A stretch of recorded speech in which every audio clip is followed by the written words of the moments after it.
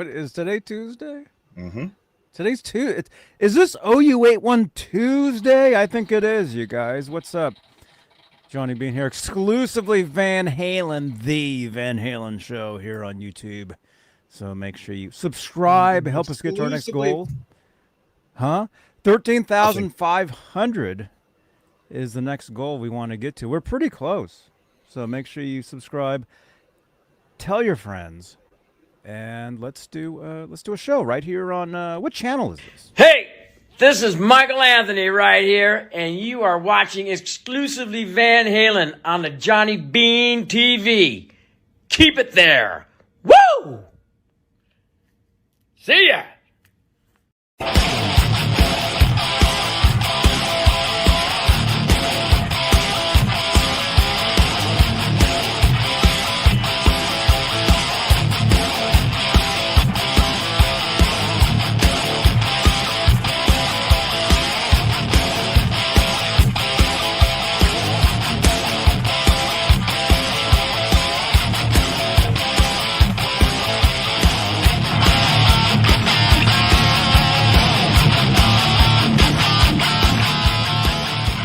Right on. Thank you so much, Michael Anthony. Here we are, exclusively Van Halen, the Van Halen show on YouTube.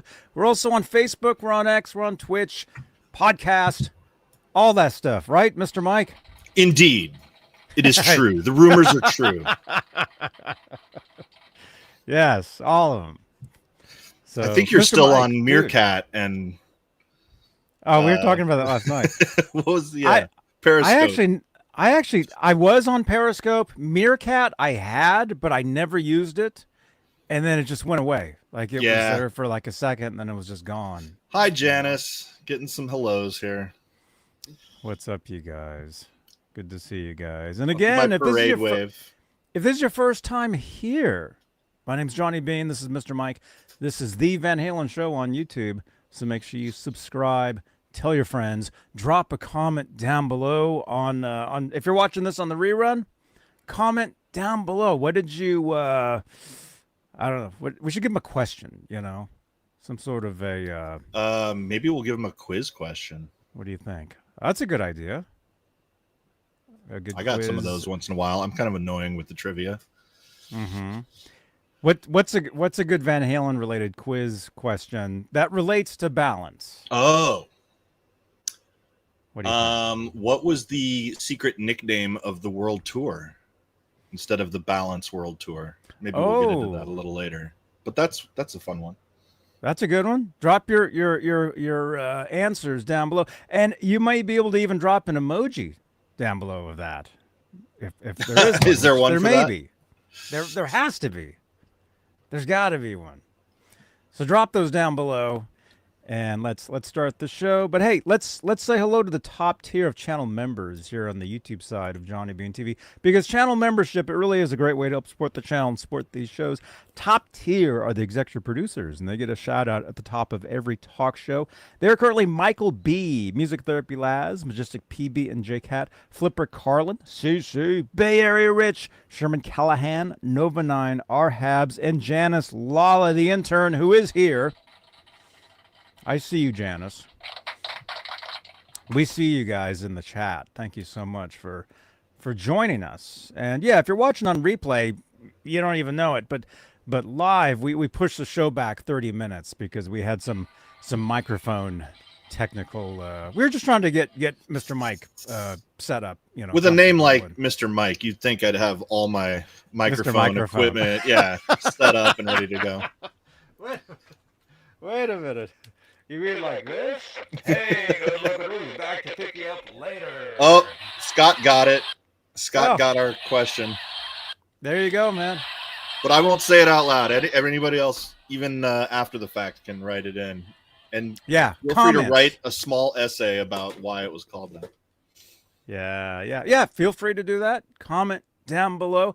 So today we are talking about the Van Halen Balance 30th anniversary expanded edition, which you just happen to have right there somewhere. It's invisible, but look at that.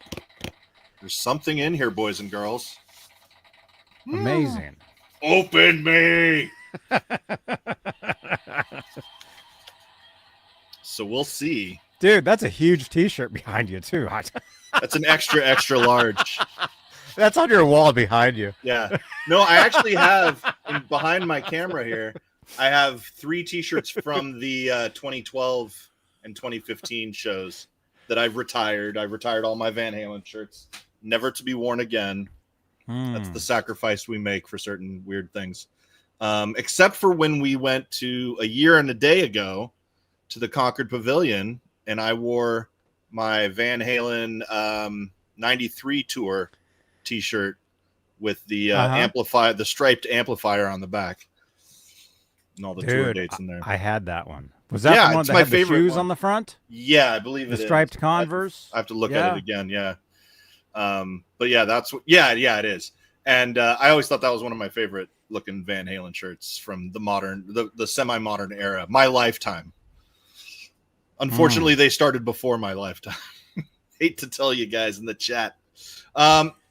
Rico, this is not a Rush shirt, technically. This is a band called R50. They are a Rush tribute band. Nice. Selling their merch because, what was it? Like, one little thing was colored weird. And they were like, oh, we'll give you the shirt for half off. And I'm like, no one will ever notice that. So I took it. That's cool, man. Yeah. I saw them play at the Hop Monk, which is a little... Have you ever been up to Novato to see any shows? There's this something... It's the tavern. Yeah, the Hop Monk Tavern. I've been there. And it's funny. It's Van Halen related. There was it wasn't a Van Halen tribute that played. It was members of Hot for Teacher, and they were doing like an 80s thing. Right. But we were actually celebrating somebody's birthday there, somebody that worked for Van Halen at the time. Oh, cool. I'm friends. I know a lot of people, you guys. And anyway, I was invited to this birthday party of somebody that worked for the band. And so it was Van Halen related, and it was at that tavern. Hop Monk, yes. Like a chipmunk, but a hop monk. I remember that place. So I plan to go up there on November 4th, I believe it is. Our mutual friend Annie and her husband Gus are in a Van Halen tribute band called Ann Halen, where Annie does the vocals. Yep. And she's going to be playing up there. So I got this shirt there. I ran into my buddy Brooks Lundy. He was playing with his band Stung that does the Police stuff, and they were headlining with the Rush band right before them. So that was fun. And I'm going to go up there probably again in November. But check them out, Ann Halen. Check out the Hop Monk Tavern if you're up in the North Bay, or even if you want to make a trip. Laz, we need to make a trip over there. Yeah, Laz would love it. Maybe you guys could come up that day. It would be great to go back up there. Sorry, I'm just, as you can see in the chat, I'm tweeting. I'm retweeting the stream really quickly. There you go. Got to do that. There we go. Sorry, folks. We got to do our marketing here. So should we get into it? Let's do it. So I'll just preface this by saying the reason I bought this album, I mean, I try to buy almost everything that is officially released by the band as far as the music, not every merch thing, but at least the music, because I missed out on a lot of Van Halen. I came in the late or mid 90s, I'd say about 30 years ago to the year, and I didn't really get to see the band come up and evolve and change singers. By the time I got into them, they were on their last album with Sammy. So this is actually the album that I got into them on. They were on this album tour and tour cycle. I didn't see them even on the first leg of their tour. I still was becoming a fan when I think you guys saw them when they were in Oakland. Yeah. Oakland and San Jose.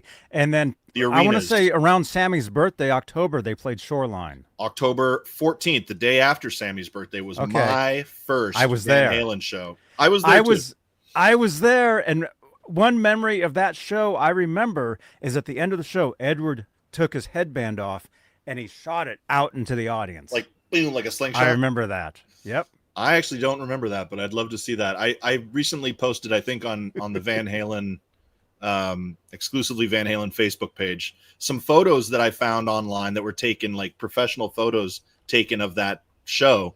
And I was like, here it is. This October, it will be 30 years since my first Van Halen show. So anyway, Balance was the one that was out.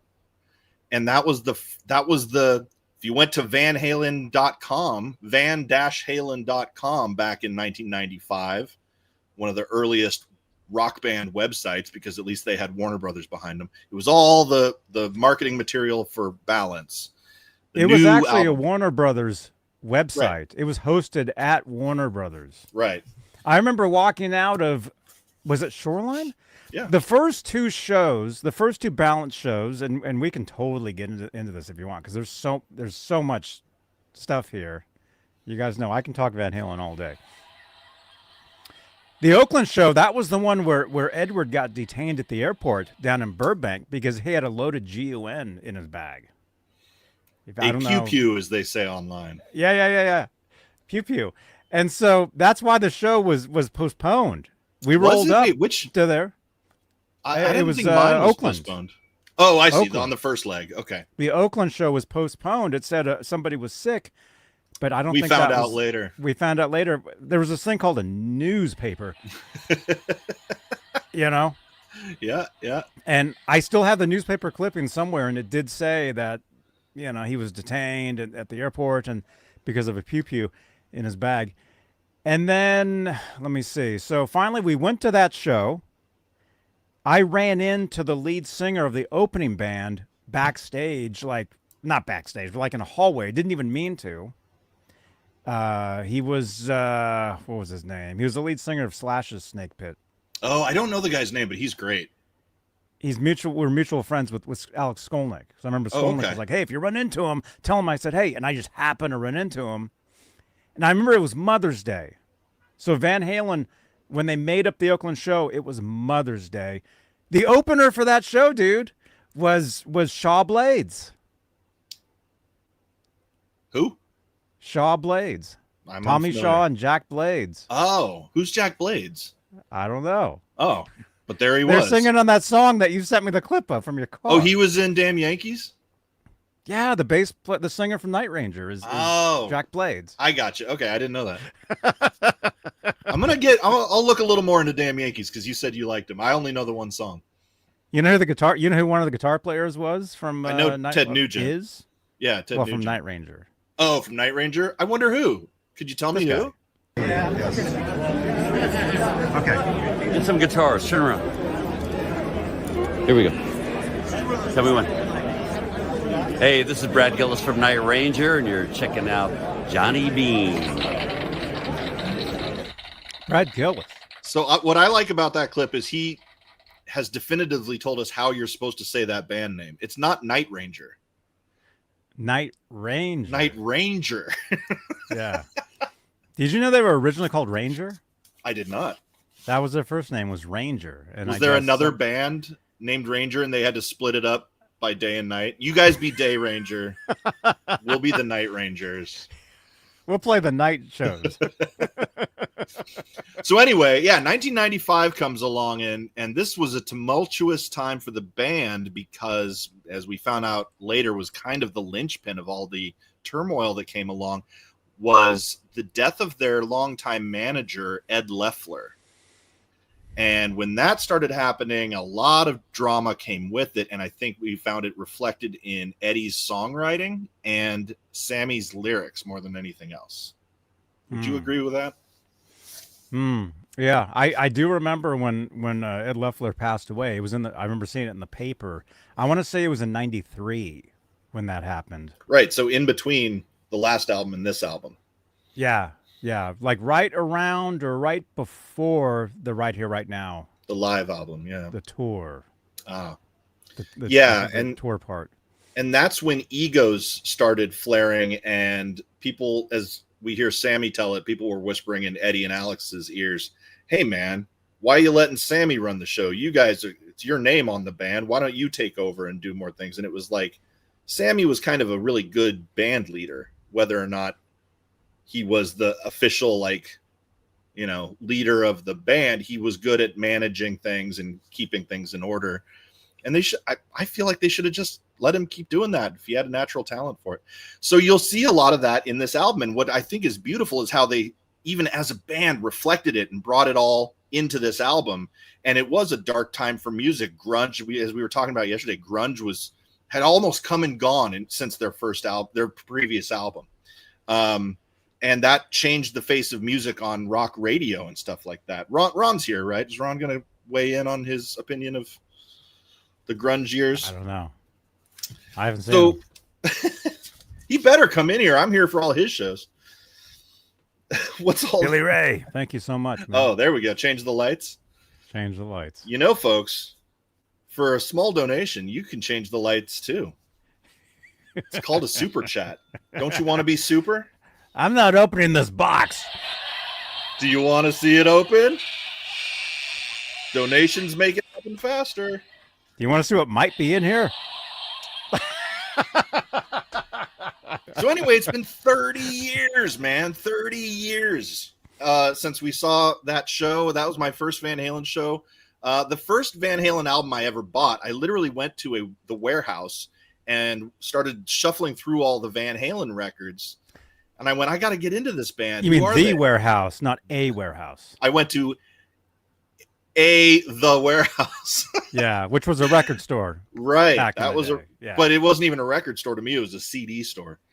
Anyway, I go and I'm digging through and looking at the backs of all these CDs and to see what ones I knew the most from the radio, because I wanted to check out this Van Halen band that this pretty girl in my English class seemed to be into, because she went to the Oakland show. Don't worry, I fell in love with the band more than the girl. So this is what I'll unbox this and show you what I got here, guys. Uh-oh. Ooh. It's upside Don't down. show an address by accident. Oh, no. That's already gone. Ta-da! Now, it disappeared. Oh, there it is. It's got that unique ability to come and go. So this is it. And it's very reflective because it's still got the plastic on. I don't know about you, Johnny, but sometimes I'm really tempted to like leave the plastic on and just put it on the wall and let it glisten for years. Let it melt in the heat of Northern California. It may, especially in where my records are. So it says on the back here, CD 1, LPs 1 and 2, original album remastered. Whoa. What do you know about that? You know anything about the remastering? I do know that they released a box set, which I have somewhere. I mean, it's not here, otherwise it would have melted. But there was a box set. Actually, I have the CD version of that. Where is that? I do too. I have them all in the other room if you need me to go get them. Oh my gosh, it's sitting here somewhere. It's the collection volume 2. Is that what you're talking about? Yes, the collection volume 2. Which is this it? No, I don't know where it is. It's gone. It's vanished. Like my album. Dang it. It was right here and it's gone. Anyway, I don't know where it is. It's somewhere. Future giveaway on the channel, by the way. So make sure you subscribe. Subscribe to the channel. Look at these handsome fellas. Dude. Oh, what's the wrong button? There we go. I meant us. That first button was for us. Hey, G, good to see you, man. Mr. Mike was like, who was that guy that was on the show? Yeah, I didn't know G. And I'm like, huh? Because, I can't remember. I do these every day. But, yeah, G. Butchnoff was on with us. He drove up from south of L.A. up to Monterey and then back in the same day. Nice. Which is dedication. Amazing, dude. Amazing that you did that. What are we saying? So I was saying about the remastering. Yeah, there's a remaster box set they remastered all the Hagar era stuff. Balance was remastered, right? So, so you already have, if you have the box set, you already have that, whether it's on CD or LP. But this is the expanded version. Oh yeah, there's more. So that's Balance. why it said CD 1 and LPs 1 and 2 is the Balance album, the original album remastered. So does that mean they went back into the original tapes or magnetic tape and clean things up? Do you know, or is it all a digital? Take the old CD and spruce that up with AI or something? It probably says in the fine print in there. I would actually, oh, shoot it. Uh-oh. Do I have to take over the show? He's dying, folks. I don't know. In the chat, does somebody in the chat happen to know? Hey, Jeff Davidson. We'll see what the difference is. Yeah, and you know what? G. Bushnoff, Van Halen was spot on during this tour. Eddie was sober and playing it was flawless. Yeah, you know this. He had recently, I think, gotten back on the wagon. He didn't stay on it forever, but boy, was it! He was rocking, man. That was a great. I mean, I didn't have a lot of experience going to concerts yet. I was 15 years old. I just turned 15 the month before, so I'd been to like a handful of concerts before that. But I remember you had been to what are those ones that dance around, the Wiggles? The Wiggles? You're like, I just saw the Wiggles and Raffi, and now here I am at a Van Halen show. No, I didn't go to Raffi. That was a little after my time, and the Wiggles were way after my time. But before your time. Raffi. Well, yeah, no, they came after me. I was before their time. Wow. But so my first concert, I got free tickets from the local radio station. I think I've told this story before, to see Stevie Nicks at the Shoreline.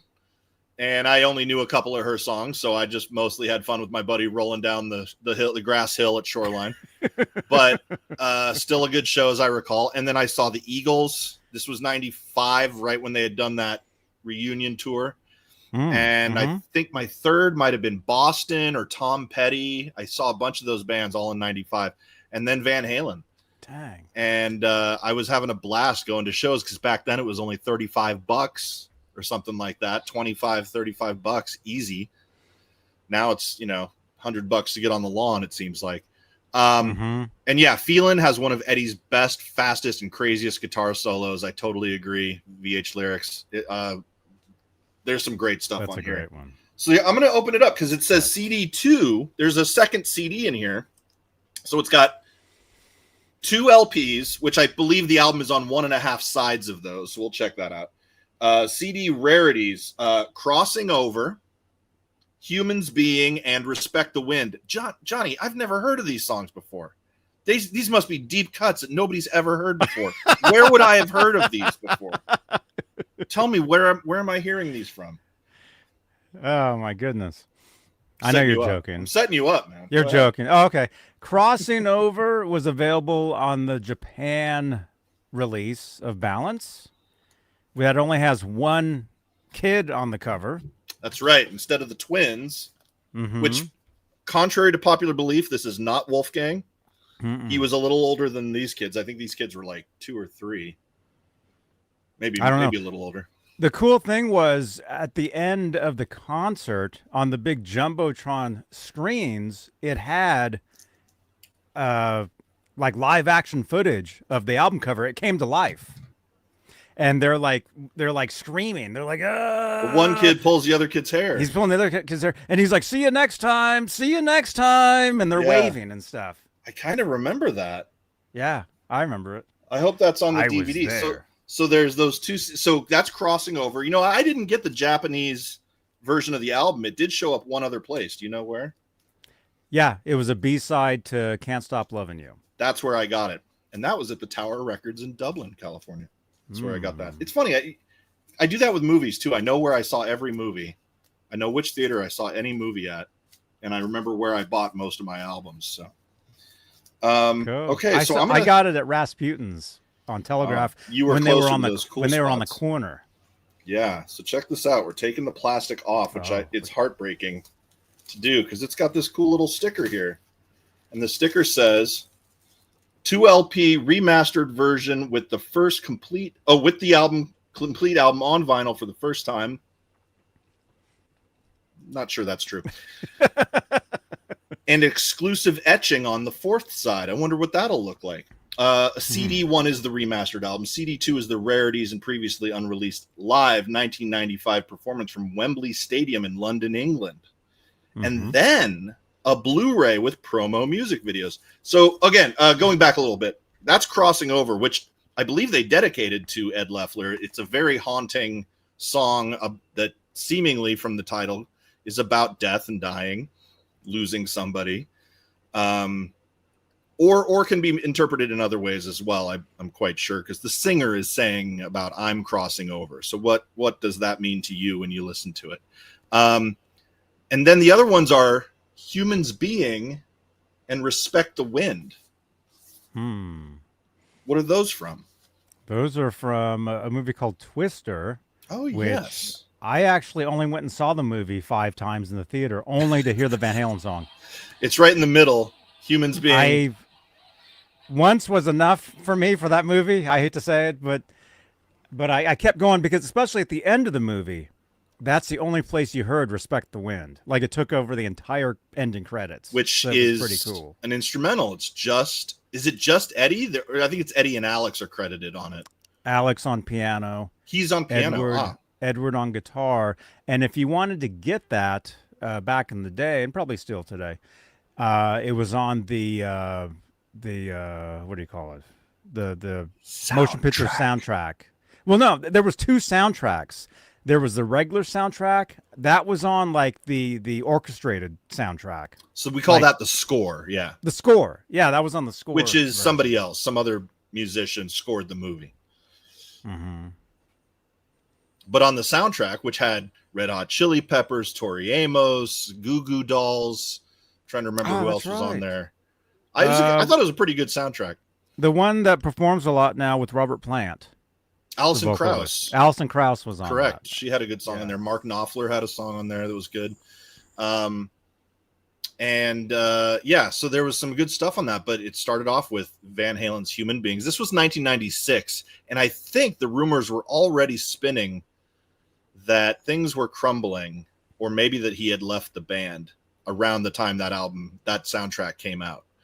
I don't know if it was official. Do you remember something? It was a little later. Okay. It was a little bit later. I remember seeing it in the newspaper, and I remember, the day. I want to say it was. I don't know. I want to say it was 97, but when we heard that Sammy left, and again in the chat, chime in, let us know. But I do remember the MTV news break that announced it, saying that Sammy was out. And who announced it? MTV.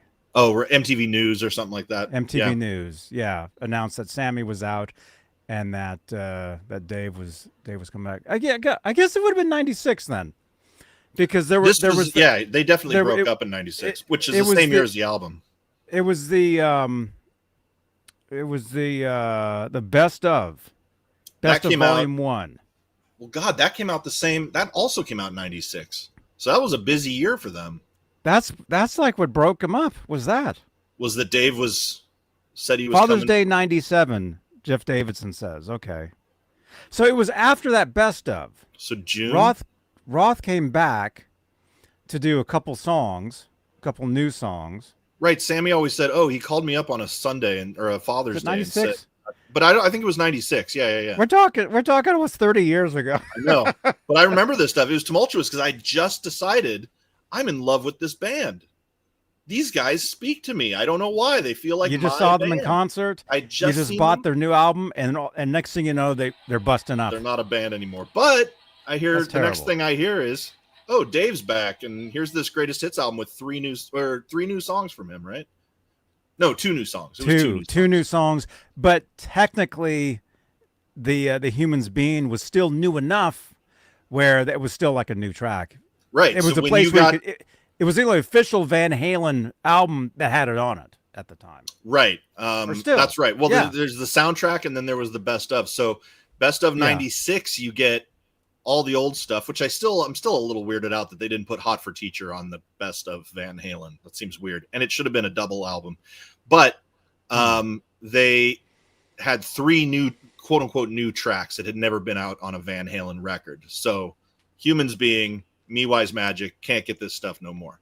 And then they were off and running with Yeah. Dave, and then an MTV debacle that happened, and we won't get into that. But let's check this thing out, because it's actually so pretty and so smooth. And now what I think it's gone.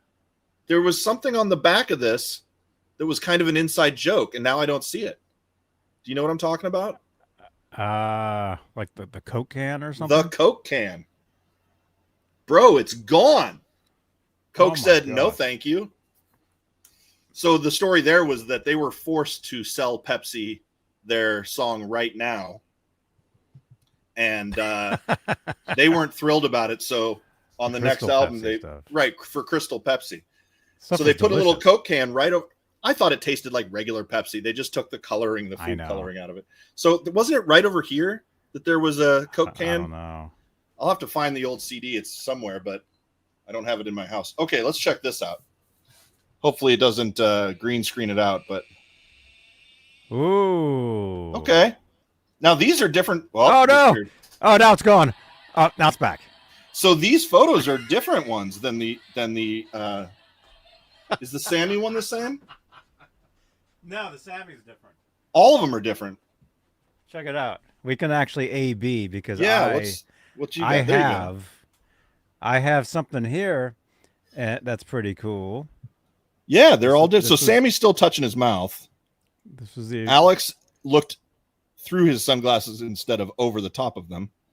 Eddie has taken his glasses off, and so has Michael Anthony. yeah. Interesting. See, if I flip this over though, the Sammy part is pretty cool. Oh yeah, that's very cool. Look at that. Is that you just got Eddie on there, right? Huh? Is it just Eddie's signature? No, that's Sammy. That's Sammy's. signature. Okay. Sammy. Oh man, you ready for 95. this? All right, check this out. Here we go. Going in for more here. Now that was not included in the original. The hands. That's a new thing, right? Is that like one person? Like, No, it's two Doing two that, or is that separate both of those? It's the two kids. were they twins or it was just one kid? It was for real? one kid. It was and one guy. the photographer's son or daughter was on set and did the stand-in for. I just read about this. The hand that's pulling the hair. We'll get it a little closer here. This is real. This is digitized together. So it's two shots of the same kid with some graphical artwork, airbrushing going on to make it seem like a conjoined twin. I was reading about this. The direction they gave the artist was to come up with something, a desolate post-apocalyptic scene of some sort, showing things being out of balance was kind of the direction they gave. I'm misquoting it, but it was something about showing something that's out of balance. So even though the album is called Balance, I think they were still very well aware that they were going to be dealing with themes of unbalancing. So here we got two kids who could never really play together on a seesaw. Wouldn't work for these conjoined twins. And they're sitting on one side of the seesaw, right? But notice the shape that they're creating on the... oh, never mind. Can't. It's gone. Notice the shape they're making is kind of a V, or even the Van Halen logo, the shape that the Van Halen logo makes. Oh, dude. There's something that they said they made kind of... So I don't know how well you think they did that, but I had this poster on my wall in college just because I loved the concept. It was the darkest thing they'd ever done. So, and it's still the same, almost the same color scheme as the Fair Warning album, the kind of brown goldish color. So it's, you know, that's considered the darkest Dave era thing. This is easily the darkest Sammy era thing. So let's go through the booklet. Is it just here? Let's see. Oh, we've got a booklet here. So there's it must a nice. be all green because we I can't. know. see- I'm sorry. Oh, I'm there gonna- it is. You got it. It went away. Now it's gone. It's the light. I gotta get. Why in is the it light. disappearing? Because the computer is figuring out what's me and what's not me. Oh, because you don't have a green screen. I don't You have a had green screen. Oh, that's why. Okay. So this photo is new, right? That's a new No. angle from the photo shoot. Same photo No. shoot, different photo. I think That was actually a single a photo from one of the singles. from Can't Stop Loving You. I think. I want to say. I Okay. forget. So let me pull the booklet out. Ah, check that out. Ooh. Now, was this? We've seen this photo before. Sorry for the light here. Not really. I've seen it somewhere. I know I have. You've seen something similar to Similar, that. I don't. from that I've photo never shoot. seen that. I've never seen that particular shot. Okay. I dig it though. That On the is back cool. of this book is our boy. Oh wow! Isn't that great? You know what that's from? No. Oh, the That's- don't tell me what love can do video shoot. Correct. I'm good. I love the trivia. And it's put in that sepia tone that the rest of the photos are from. Yeah. So we've got some credits.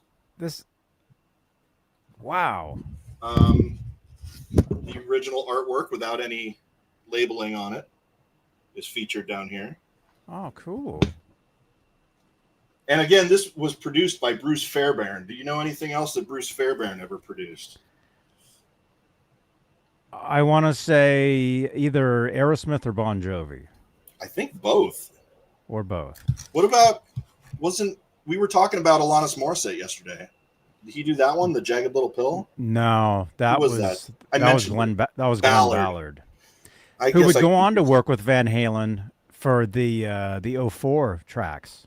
Right. That was right. Glenn Ballard. Which I kind of like and kind of don't like, but I have weird opinions. So maybe I saw this photo. This is the same background. That Is one's that different too. Yeah, there were I've some never, different, but I've never seen that shot. we got some Van Halen pics, some lyrics. These are the lyrics for the Seventh Seal. Everything. No, not everything. Half the album, I think. Now here we have the different. Oh no, I'm gone. I think a couple guitar picks just dropped out of that. Right out of the. I caught them. And over to your place. I got them. Oh, thank God. They didn't escape. I got them right here. Look at this. Beautiful. Where'd you get These those? these are official. They're from Sammy Hagar himself. On that tour? Did you get them from him on the tour? I got them before the tour. I got them before the album was released. I knew somebody. Yeah, you did. Look at that. Sammy Hagar. It's like you bound. were holding his cat Red for rocker. ransom or something. Look at that. This is the Michael Anthony. Never used. That's awesome. There we go. Very cool. Michael Anthony, yeah. So anyway, yeah, these are the alternate covers. There's the Japanese one. Yeah. Those are the cassettes. That's the Japanese cassette. That's the Japanese CD here. CD, and the Don't Tell Me cassette. Right. And and then the purple single. I had that one, man. Oh, this? Yep. I did I not remember that. Is it on vinyl? That's a record? Yeah, it was a 45. I did not know they put that out. Yep. Yeah, They also so released a bunch of tins that had a bunch of some CDs. They were sold separately and together, and you would put them all in the tins, all the singles. That's awesome. I would love to have gotten those.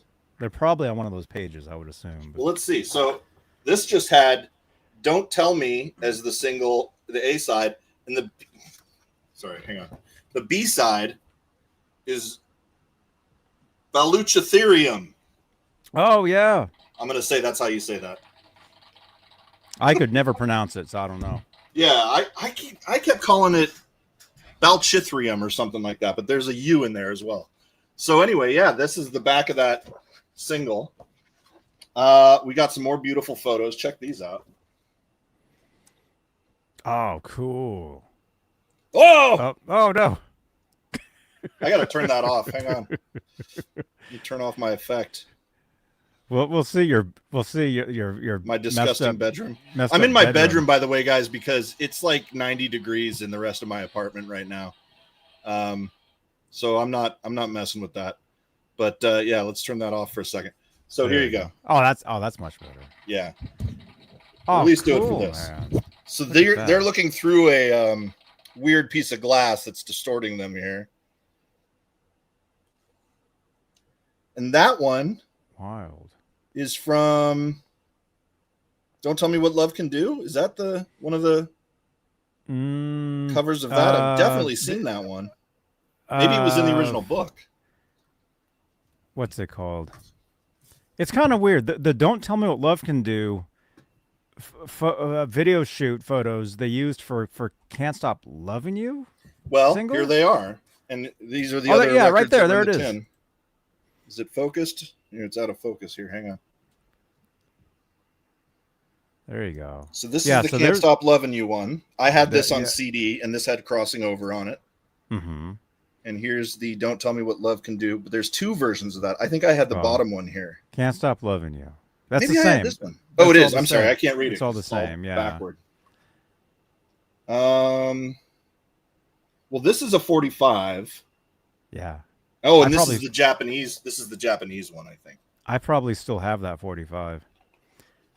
Man, I might have to buy those off you if you're not gonna do anything with them. So those photos right there, that's the back. This is so confusing. That group shot, that was the back of one of those songs. I can't remember. Yeah, it's hard to say. I forget. Okay, now we're getting a little deeper. Now, I never even saw these singles, so they must have sold out quick. But apparently they had singles for Amsterdam. and Not Enough. I know Not Enough was a video. So That's- Amsterdam was a concert video. It wasn't. There you go. There's those photos. Yeah, it was Not Enough that they did all that. Amsterdam had the blue, like if the next page has the tins, Amsterdam was the blue tin. We're Don't all Tell these... Me was the gold my tin. God. There was a black tin for Can't Stop Loving You. So here's the pics that you were just showing us. And I know it's getting blurry because it wants to just show me. Maybe I can turn that off. So anyway, I totally forgot this, and it's disintegrated and fell apart, and I must have lost it, or it's in my collection. I have a box of Van Halen stuff from my teenage years, and the can't really see it here, but this keychain, I bought one of those and toted that around for a while At the show? at the show. And I guess were these stickers or something? Looks like they're stickers, Those are like promotional decals or stickers, inserts, like window, like you know, your when you car would window. when you'd go up to, like, you know, back then they still sold cassettes, and it would be like a little plastic thing on like a I don't know how to explain it, but it was they're little promotional things at the record stores. In Okay. the bins. Well, now we get into some. Right, Janice? By the way, I don't mean to be ignoring chat. Laz finally showed up. Hello, chat. Yes. There's Laz. Okay, you guys got onto some interesting stuff there. Did you mail off that purple guitar strap? I can use it for my new purple Firefly, says Billy Ray. Oh, wow. Did you win the purple strap? He I owes can't me remember. a guitar pick that I haven't seen. Remember my James Hetfield one? It's right here. The Demon. No, it was. Turn it around. Yeah, there it is. That's This the is one. it.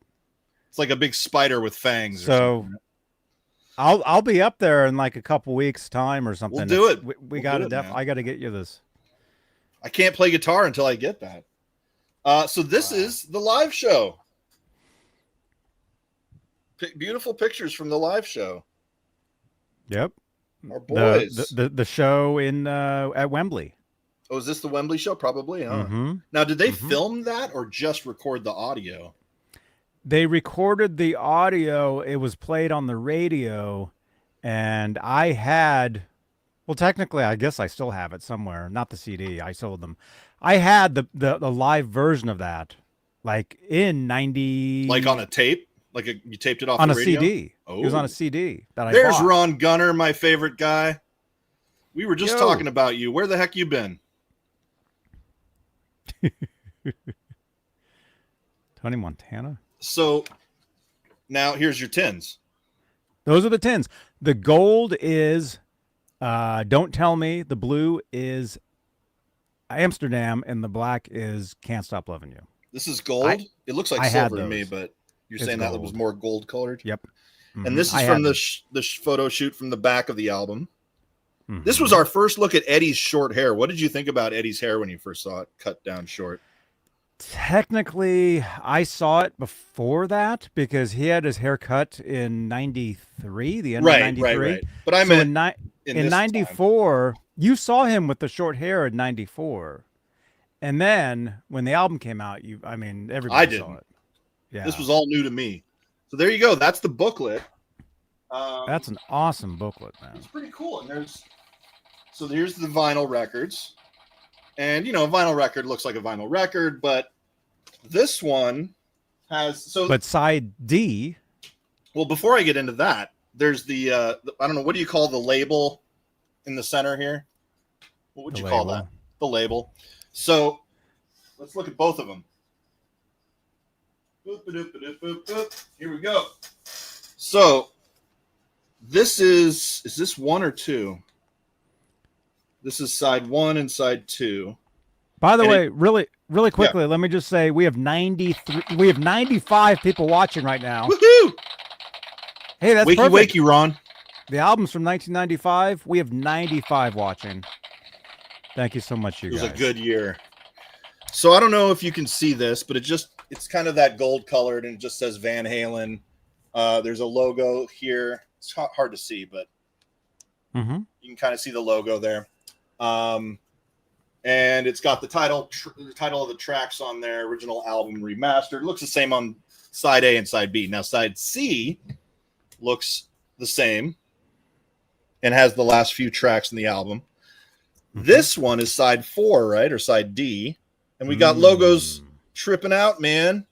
Kind of doing a fractal thing, right? Oh my God. So when that's spinning, that should look pretty cool. But since there's no music on side D or side 4, let's see what they did.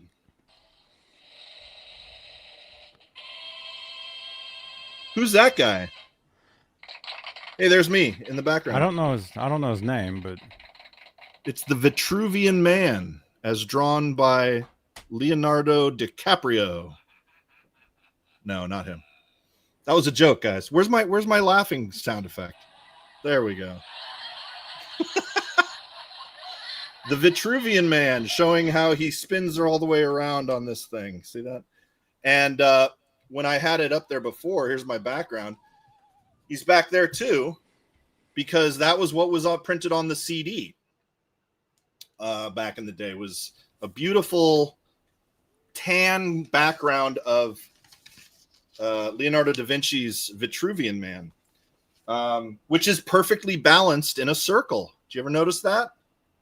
His wingspan touches the outer circle at all places, and his feet touching when they're together and when they're spread. He's very well balanced, I would say. But this is the T-shirt I got. I know it's blurred right now. It's not supposed to be. I don't know. Did you get a T-shirt at the Balance World Tour? I had several. I had this one. Every Van Halen concert that I would go to, I would buy. I would try to buy one of every one. Yeah. Oh, so I had a friend go to Cabo Wabo not too long ago, and I was watching her dog, and I said, well, if I'm going to watch your dog, you're going to get me a Cabo Wabo t-shirt. And Sammy likes that design. Cool. Isn't that pretty cool? And there's his butt. Oh, that's awesome. Yeah. That's a fun one. But I think I may have my Balance shirt. So what happened was I was a much smaller man in 1995. I wore a smaller man's clothes. And what happened is I was washing all my clothes once when I was a teenager. I wasn't very skilled at it yet. Oh, no. And instead of dumping the detergent in, guess what I dumped into the washing machine? Bleach. The bleach on like half of my concert shirts, man. Which was the title of an album from a band that was very big. That Ron loves. Ron would know. So yeah, I bleached the shit out of my Van Halen shirt from the Balance tour. Even this one, which already looks a little, what do they call that? When they do it to jeans. No, when you do it to jeans, it's in the chat. Yeah, what do you call that style right here? The jean washed, stone washed. Stone washed or bleached, something bleached. But I got bleach all over it, and it really disintegrated the material a lot. So years later, eBay to the rescue, and I got a larger version. Let me see if I've got it here. Very cool, you guys. By the way, we have 101 watching live right now. Thank you, guys. Subscribe, follow, like, share, tell your friends. Acid wash. Thank you, Ron. Acid wash. Acid wash. Man, I've got it somewhere here. Let's see. I know, riveting. Aha. Eureka. Did you get this an official one? It's from the show. It's from the show. Was it in a parking lot for $10 or no? This was for sale at so somewhere in here, Oakland, San Jose. This must be from the first leg, because it doesn't have Oakland on it, which is what I went to. But this is, somebody sold Mountain this View. years later. Right, Mountain View. What did I say? Oakland. You said Oakland. Yeah, Mountain View. Although you were in Oakland today, you told me. I was. Not that far into it. I was just in the hills having lunch with a friend. So anyway, yeah, that was the other shirt I got. So I got this one, and I got this one. I should really find a copy of that one somewhere. Anyway, yeah, so let's see. That's pretty much it, but there's also the CDs here, and this shows. These are always so weird to take out of these. Oh, because it's like paper or something? No, it's just kind of in a... Ooh, look at that. It's 5150 time. So, there's the original, right? Basically looked like that. Mm-hmm. Let's see if I can... Back when it was Warner Brothers, not Warner Music. Not Warner Records. Okay. Rhino. All right, all your dirty thoughts, put them away. That's a thumb. That's my pinky, but, who's counting? And then this is the extras. So this one I gotta burn this onto my computer, because how else do we listen to CDs these days? In the car. By the way, Uncle Raymond, I listened to that CD that you sent me in the car. Thank you again. What was Uncle Raymond's CD? He sent me a CD that I guess that he made. Oh, cool. Did you make this? It says Van Halen alternate remastered 2024. Oh man. Did you make this? Alternate remaster of what? Of Van Halen. Of the first album? It's like a mix of the first album and like a song from like several different ones. Oh, cool. So anyway, this has got the 3 studio songs that were hard to get at the time. Crossing Over Human's Being and Respect the Wind. Right. And then we've got the Live at Wembley, which is the 7th Seal, Feelin'. And then remember when Sammy used to take on the Dave era songs, Ain't Talking About Love, and some song called Guitar Solo. Skip. Boring. And then into You Really Got Me. Now that was that when they would do a medley where they would like go straight from... Sorry, I'm too funny. I don't even need a laugh track. Is that the whole show on there, or it's just... No, it's just a couple things. It's tracks 4 through 11. So what is that? The live ones? Yeah, the live songs. 1, 2, 3. Because that whole show had like 4, 5, 6, I want to 7. say like 10 songs or something. It's 7 songs and 1 guitar solo. So was that a medley when they would do Ain't Talk About Love into a guitar solo and come back out to You Really Got Me? Like no. That was no? Okay. Then they did When It's Love, Jump, and Right Now. I want to say they ended with Jump for that show. Yeah, they were big on ending with Jump. The one you said that's when you would go and you would jump into your car while they're playing that and to get out of the parking lot. I'm like, you know what? I've heard Jump enough times. And honestly, I swear to God, at Concord Pavilion, the key they were playing the keyboard track in, because it was a recording, because Eddie was just playing guitar. it was out of tune with what his guitar was in. I swear to God, I was walking out of there going, something's wrong. They've been doing this for 40 years and somebody screwed up because he's not in the right key. I could be wrong. I was leaving at the time. You know, that actually did happen once. In 2007, the pitch of the playback of the keyboard of Jump was a little higher than it should have been. And I'm not talking a little. I thought it was way off. But remember that? Maybe in 07. Well, you're saying 07. I'm saying when I saw him in 2015. Yeah. In 07, that actually happened where they actually had to play the song and they were out of tune with the keyboard. Oh, man. There's video of that. You can look it up. Because that guy's ear is perfect. So he would have been none too pleased that was happening. And then this is the Blu-ray. So for those of you who have a Blu-ray player. Ooh. So that I never got into Blu-rays. Oh, man. I got rid of all my DVDs and only have Blu-rays now. Blu-rays and 4K Blu-rays. This, I'm sure, is not in 4K for you video heads like me. I'm sure this is upscaled from video that was probably... Well, this actually has music videos. And I think they did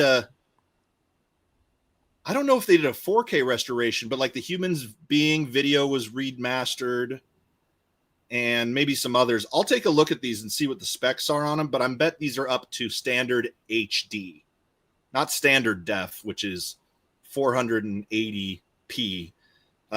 These are even interlaced. This is probably 1080, as in 1920 by 1080, not a 4K, which is double that size.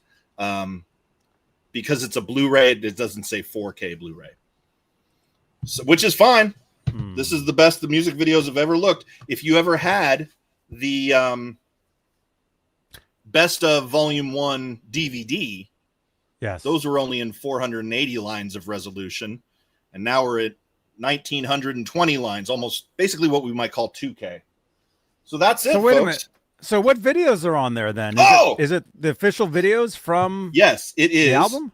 What they call promo videos, which I always thought was silly. I'm like, a music video is like saying like a movie. It's a work of art. These guys, that's what you do. Yeah, it's what I do. So I have some more respect for it than the studio or the wind. The marketing guys who are like, oh, this is a promotional video. Pay it no mind is kind of the attitude they have. The promo videos for Don't Tell Me What Love Can Do, which was the first single from this album. Can't Stop Loving You. Amsterdam, which we've never had on any DVD. It was only on the screen behind the band when they were playing the song. Mm-hmm. Isn't that right? I don't think we've ever seen it there's a video of it on YouTube, but it's very low quality. It's been on YouTube for years. Isn't it just to see that the thing is MTV banned that video, right? And in the chat, it's not the first. Oh, sorry. Go ahead. On playback, what's the other Van Halen music video that was banned from MTV? It wouldn't have Sammy in it. Hint, hint. So yes, the banned Amsterdam video, but only banned because of DRUGS use. I don't know if we're supposed to say those words either. I follow TikTok rules when I'm online here. Yeah. And then there's the Not Enough video, which is Eddie playing both piano and eventually a guitar on a rooftop, which was awesome. I always liked that video. It was a great video. One. And there's a really cute little love story fighting back to a love story in the movie or in the video. I say movie because to me they're little short films. And the Seventh Seal live. So that might be from, what do you think that's from? London? Yes. Or could it be from the Toronto video? The Molson Amphitheater? I would think it's from London because that's what those other tracks are from. But this is a video. And I'm wondering if they even recorded live video of the London show. I think they did. Okay. Because I think they recorded everything that year because it was all on screens anyway. They would just record. That's true. Yeah, but right? there's something different about. So there's usually the union guys that run around in front of the stage and get cool shots of the band or on the side of the stage or maybe even behind the drummer or something. They run around on stage. They're literally the only ones allowed on stage as far as camera people. Then you have a show like the footage they shot for Right Here, Right Now, and for the Molson Amphitheater show, where you also have a separate video production company come in.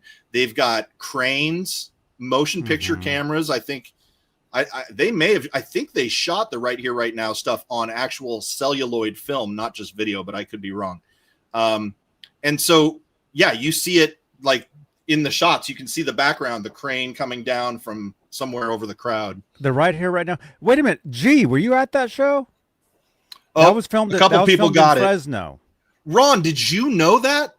Is he learning so much about Van Halen that he knew it was the Pretty Woman video? It. Ah, you Googler.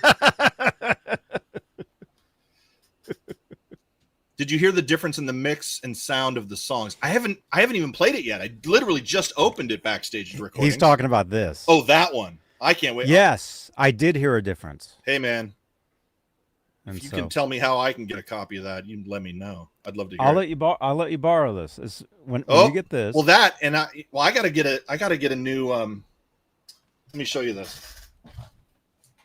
I had to buy because CD players are so long gone. When I told you I got rid of all my DVDs, I didn't get rid of all the content that was on them.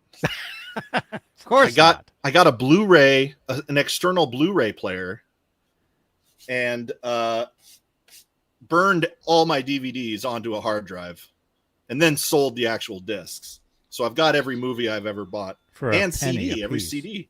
And now this thing is not playing any discs at all. I must have dropped it once too many, but I got to get another one, and then I could burn that CD and I could have it forever and give it back to you. So I'm going to get another one. But anyway, that's this. And now, just for funsies, I don't know. Should I? We got a little guy here. It's all right. It's all right. It's all right. It's all right. That's an oldie, folks. This is the CD version. Oh, cool, dude. Oh, that was in the box too? It's a separate purchase. A separate purchase. Oh, cool. Coke can is gone. No, they edited it out. I swear to God. I will find my old copy of it, or there's got to be pictures online of it. But yeah, I think they edited that out. Let me see. Van Halen balance back cover. Coke can. They had professional cameras, one on a boom on Eddie's side, on a crane, and several people walking around with those anti-shake professional cameras. When was this, G? Which show? The Fresno show. The Right Here, Right Now show. He was there. Oh, on a gimbal, on a body harness, probably a steady cam is what they call those. So I just don't know if they were video or film, because that was right on the verge of which is actually better. But it looks so good in '93. I would think that was film. Yeah, it's hard to do because they have to keep changing out the magazines. What do you call it? Was definitely film. Live Without a Net. Right? Yeah, I think so. It looks like film to me. I think our good friend Wikipedia could tell us about that. But anyway, that's getting into the weeds. I don't know that I'm going to open Weedopedia. I don't know that I'm going to open this one because I've already got the CDs. Is this photo included in that at all? No, I didn't see that in there. But I always love that. I can tell you about this. This was actually, I want to say this was actually taken. Valerie's brother, David Bertinelli, took that photo. I want to say. Correct me if I'm wrong. Brother, or is that the one you met in Monterey? That was Patrick. Patrick. He's working for Mammoth, so he's touring with Mammoth. Yeah. David is the other brother. I want to say he took this photo, and this was a photo that was taken, like I want to say in the early '80s. Oh, really? I want to say that's a Kramer guitar that he used. Yeah, when Edward was with Kramer. That's what I want to say.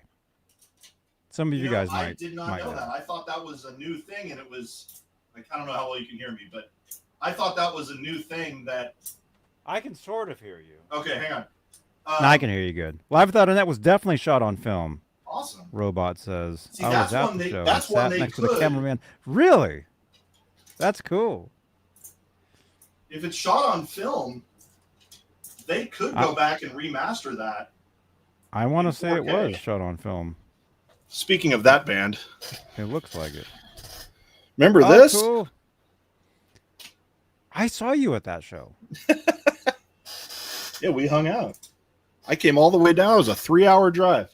And then you left early and missed your chance to hang out with the band afterwards. Yeah, but I was eating a delicious Carl's Jr. burger as you texted me that. I should have stuck around.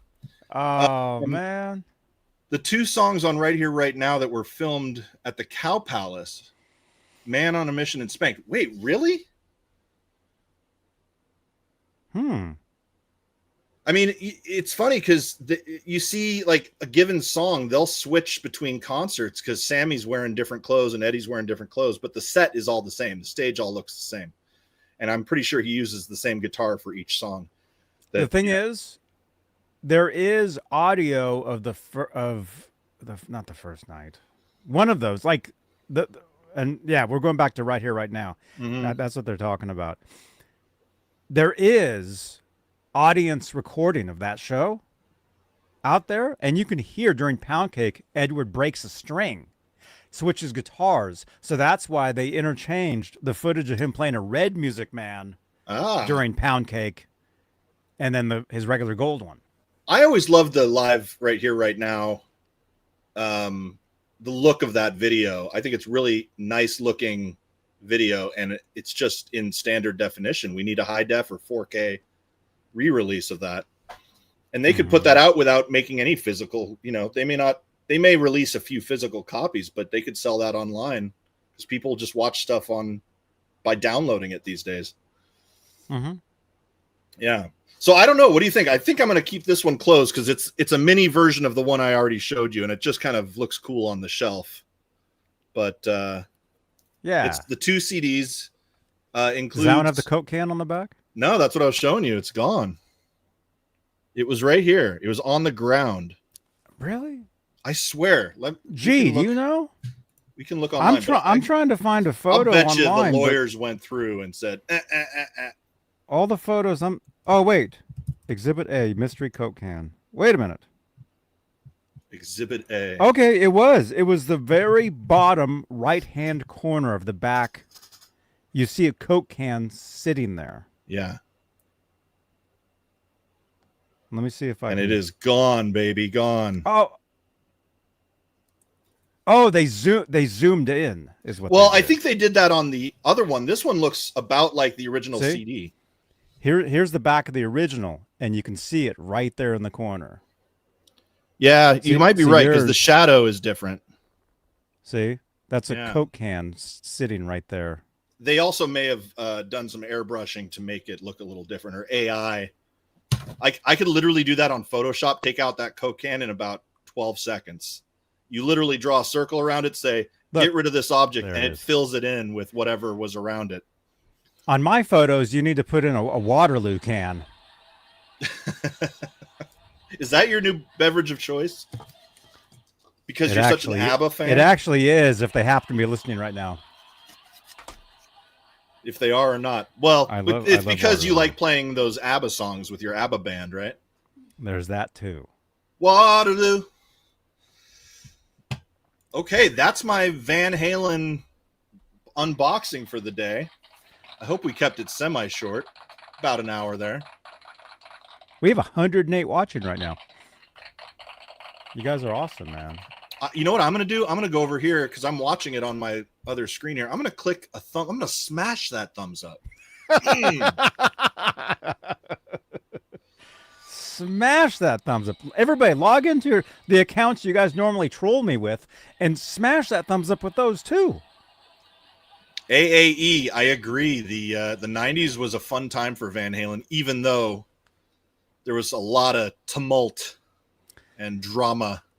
The 90s was a fun time for everyone, man. You know, I like the 90s, but Ron Gunner will not shut up about the grunge phase that he went through.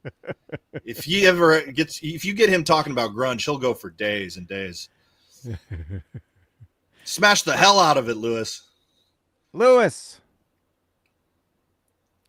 Yeah. Gee, yeah, you were at some shows, my dude. Apparently MTV, well, they didn't ban. We'll talk about this for a second. If you guys watched last night, we read a story how Brad Gillis from Night Ranger had given props to Kurt Cobain, and Satriani, same thing. And they said, well, hey, basically, if it wasn't for Nirvana, I mean, everything, got really old and stale, and they really, rock was exciting again.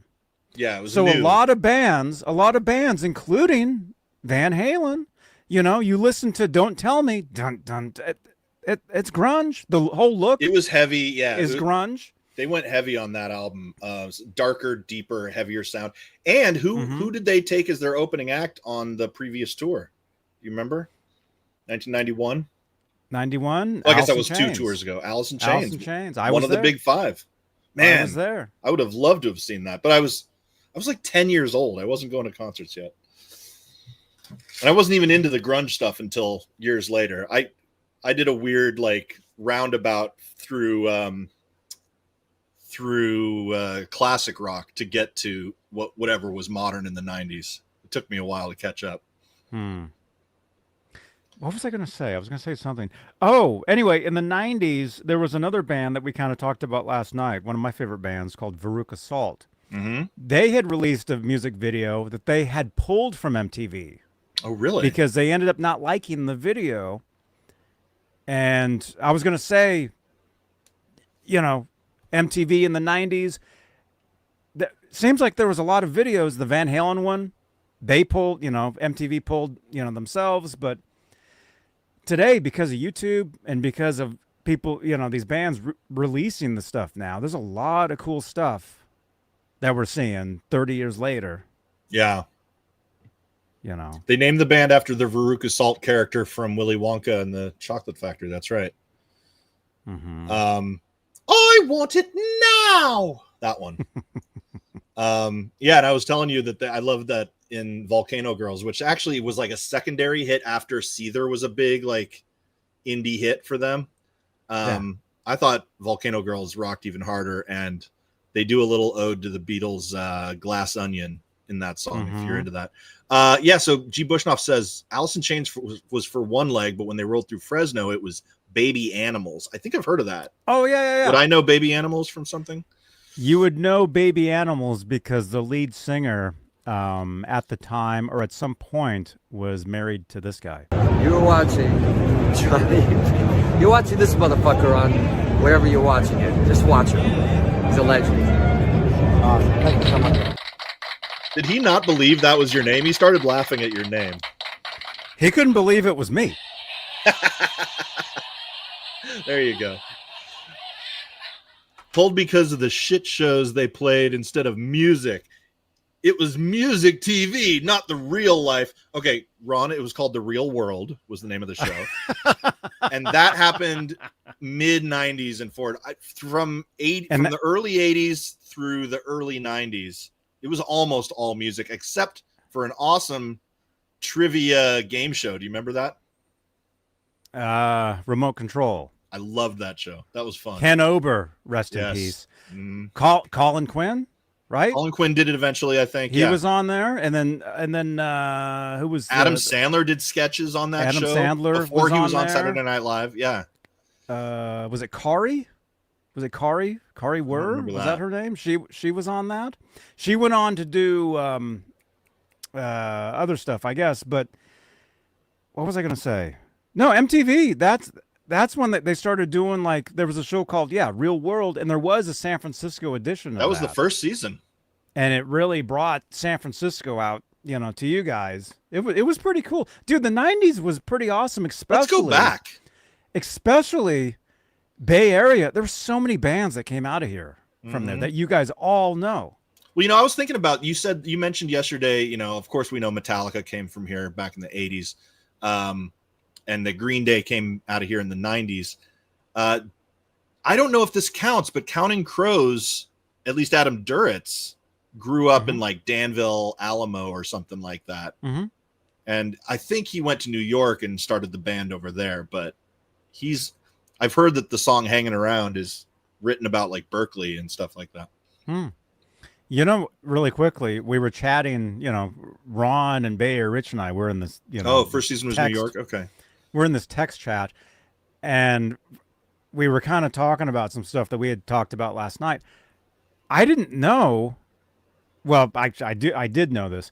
I found it pretty interesting. Was that Destiny's Child had recorded in Berkeley? No kidding. Well, was At that a they just studio. came to the studio for that? They were an LA band, right? Or LA group? No, they're from Texas. Oh wow. They're from Houston, Texas. So This ain't Beyonce. Texas. So Yeah. Beyonce recorded in a small studio in Berkeley in 1999.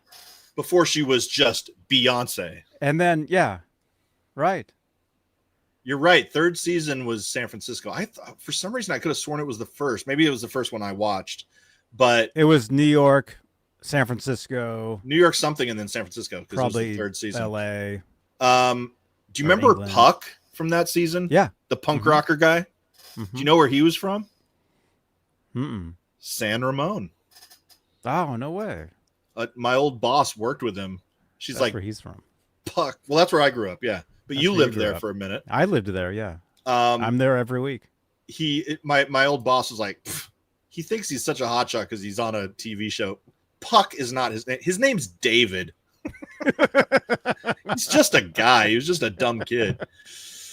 I think she was a little jealous of his success. But where is he now? I don't know. I don't know. Puck was nasty, but it was very entertaining. His name is David. Yes. Metallica started down in LA, but were too metal for that scene, so they went up to the Bay Area, and then they broke out. Is that true? Did they all were? Well, I know that. Did they all meet in LA? They met either in L.A. or New York, and then they moved to El Cerrito. So this is They're- the Bay Area is their adopted home. There's a house if you go to El Cerrito, which is where I Mesa. lived for years. Hey, Brian. Hey, dudes. There's a house there. It's called the Metallica Mansion. So go to if you go to El Cerrito, get off at the Central Avenue exit. Take a left onto Carlson Boulevard. There's a gas station. Literally one or two houses in is the house that Metallica lived in. The house that Metallica built. Yeah, Nah, they just moved into it. the house they destroyed. Probably. Dave Mustaine grew up in La Mesa. Yeah, that's just south of I want to say southeast of downtown, because I lived in San Diego for a few years, and it was like the next town over from where I lived near the college. I didn't know that. I didn't know Dave Mustaine grew up there. And you guys were saying Megadeth is wrapping it up, huh? I don't know. Oh, I thought you and Ron were talking about that. I have no idea. Ron's the expert on that. Oh yeah, I guess they are. One more album, one more tour. I just saw them on the last tour. They still sound amazing. Dave Mustaine still sounds great. He can still sing his ass off. The situation. Now that was not the real world. That was the Jersey Shore. G. Bushnoff, I would argue that San Diego State University is not in La Mesa. It's in the city of San Diego off of University Boulevard, right off the 8, I want to say. But La Mesa is just south, like a mile or two south. But I could be wrong. Maybe they changed the city limits. I don't know. I only lived there for 4 years. I have no idea. And you I were didn't in, go to you were in college there? No. I went to college at San Francisco State, and then I was like looking for something to do, and I thought I want to get into video and movie making, so I'll try to go down to LA. I don't know anybody. I know people in San Diego. All my friends who were from high school that went to San Diego State, they were still hanging around there. So we got a house. It was our party house. It was a great place for a few years. Yep. We did a bit of that. You break it, you bought it kind of stuff. Mm-hmm. But it was a good little party house for a few years. Yeah, we were like half a mile from the university. But I never went there. I like bands like Pearl Jam would come through and play at the stadium at San Diego State, and I never went to a show there. It would have been cool to see a show there. Because they had a big amphitheater. That's pretty cool. Yeah. Well, there you go. That's my Van Halen story, and I'm sticking with it. 30 years later, I can't wait to give this thing a spin. I got a nice stereo system, nice, not amazing vinyl record player, and the record player is not vinyl. It plays vinyl records. And this, I just counted them up. This makes 162 albums that I own. I had to get rid of some recently. I don't want to have a million records. That's pretty trying cool. to keep it, I keep the ones I bought new over here and the ones I bought used over here because they're definitely different quality. But I hope this is going to sound really good. Are you planning on buying it just for fun or for a giveaway? I'll probably get it for a giveaway. So you guys need to make sure you subscribe to the channel. Next goal is 13,500, and we're close. We only need like a couple hundred new people, and we'll hit that goal. Be on our way to 14K, man. And if you don't win it from Johnny, hopefully you can go to your local record store. Let's try to avoid Amazon. Let's try to avoid. I got mine directly from Rhino Records. Your local record store is even better if you can ask them to get it. My local one is called Up the Creek Records. Hey, I know that place. Yeah. What do you think of the new location? Have you been to the new one? I think it's pretty amazing. Yeah. Our friend Bay Area Rich and we went over there, checked out their, they've got a live music section. They have like a little cafe section. Did you see a live show there? No, it was they were just setting it up to have live shows when we were there. Okay. I've been to a couple of shows there. They do shows every weekend. And what's cool is they start at 7 and they're done by like 9 or 9:30. You're home in bed by 10. It's great. That's perfect for us. For us older rockers out there. No more staying out till 1 a.m. A buddy of mine that's in a death metal band, check them out. They're called Titan Rage. New album is out right now. They played there and a couple other bands played, and we, a little mosh pit opened up, but we were all very respectful of the venue. Nobody got hurt. Nobody broke anything. There's a big sign that says respect the venue. And it's like, hey, if you want to keep having shows here, mosh gently, people. I don't do that. I stand on the outside and just push people back into it. I'm the muscle on the outside. You know what else they do there at this record store? Because they're not just a record store. They're also a skate shop. So they sell skateboards and skateboarding accessories. And I don't know if it was there when you visited, but they now have a skate ramp out in the back. And they were renting it out to like for $8. You get an hour on the ramp and a bag of chips and a soda. So it's for kids who are otherwise would be out there breaking into cars. They can come skate over here for an hour instead. That's amazing. It's really cool, man. If I was 13 or something, it would have been my favorite place to hang out, That's awesome. So visit your local record stores. If they don't have it, ask them. They'll get it for you. Keep the local guys in business. They'll special order it for you, definitely. Like you've got a few. Was it Right Here, Right Now? You've got a few Right Here, Right Now records that I picked up at local one or two at Rasputin. Yeah, I remember that. Yeah, and one of them was at Up the Creek. Yeah, and then the Live in Texas one, I have like 5 of those or something. I only have the one. I still haven't opened it. I love how it looks. It's still wrapped up. But cool. That's where to go. If anybody, it's easy. It's so convenient to just order it online. And again, I ordered it from the distributor itself, so I didn't want to go through like Amazon or anything like that. Those guys get enough of our money. Let's help out our local. This is just me giving a plug for helping out the local businesses and even the distributors who I think it's Rhino Records is not just the distributor, but they, tell me if I'm wrong, put this together and make sure that there is a 30th anniversary box set.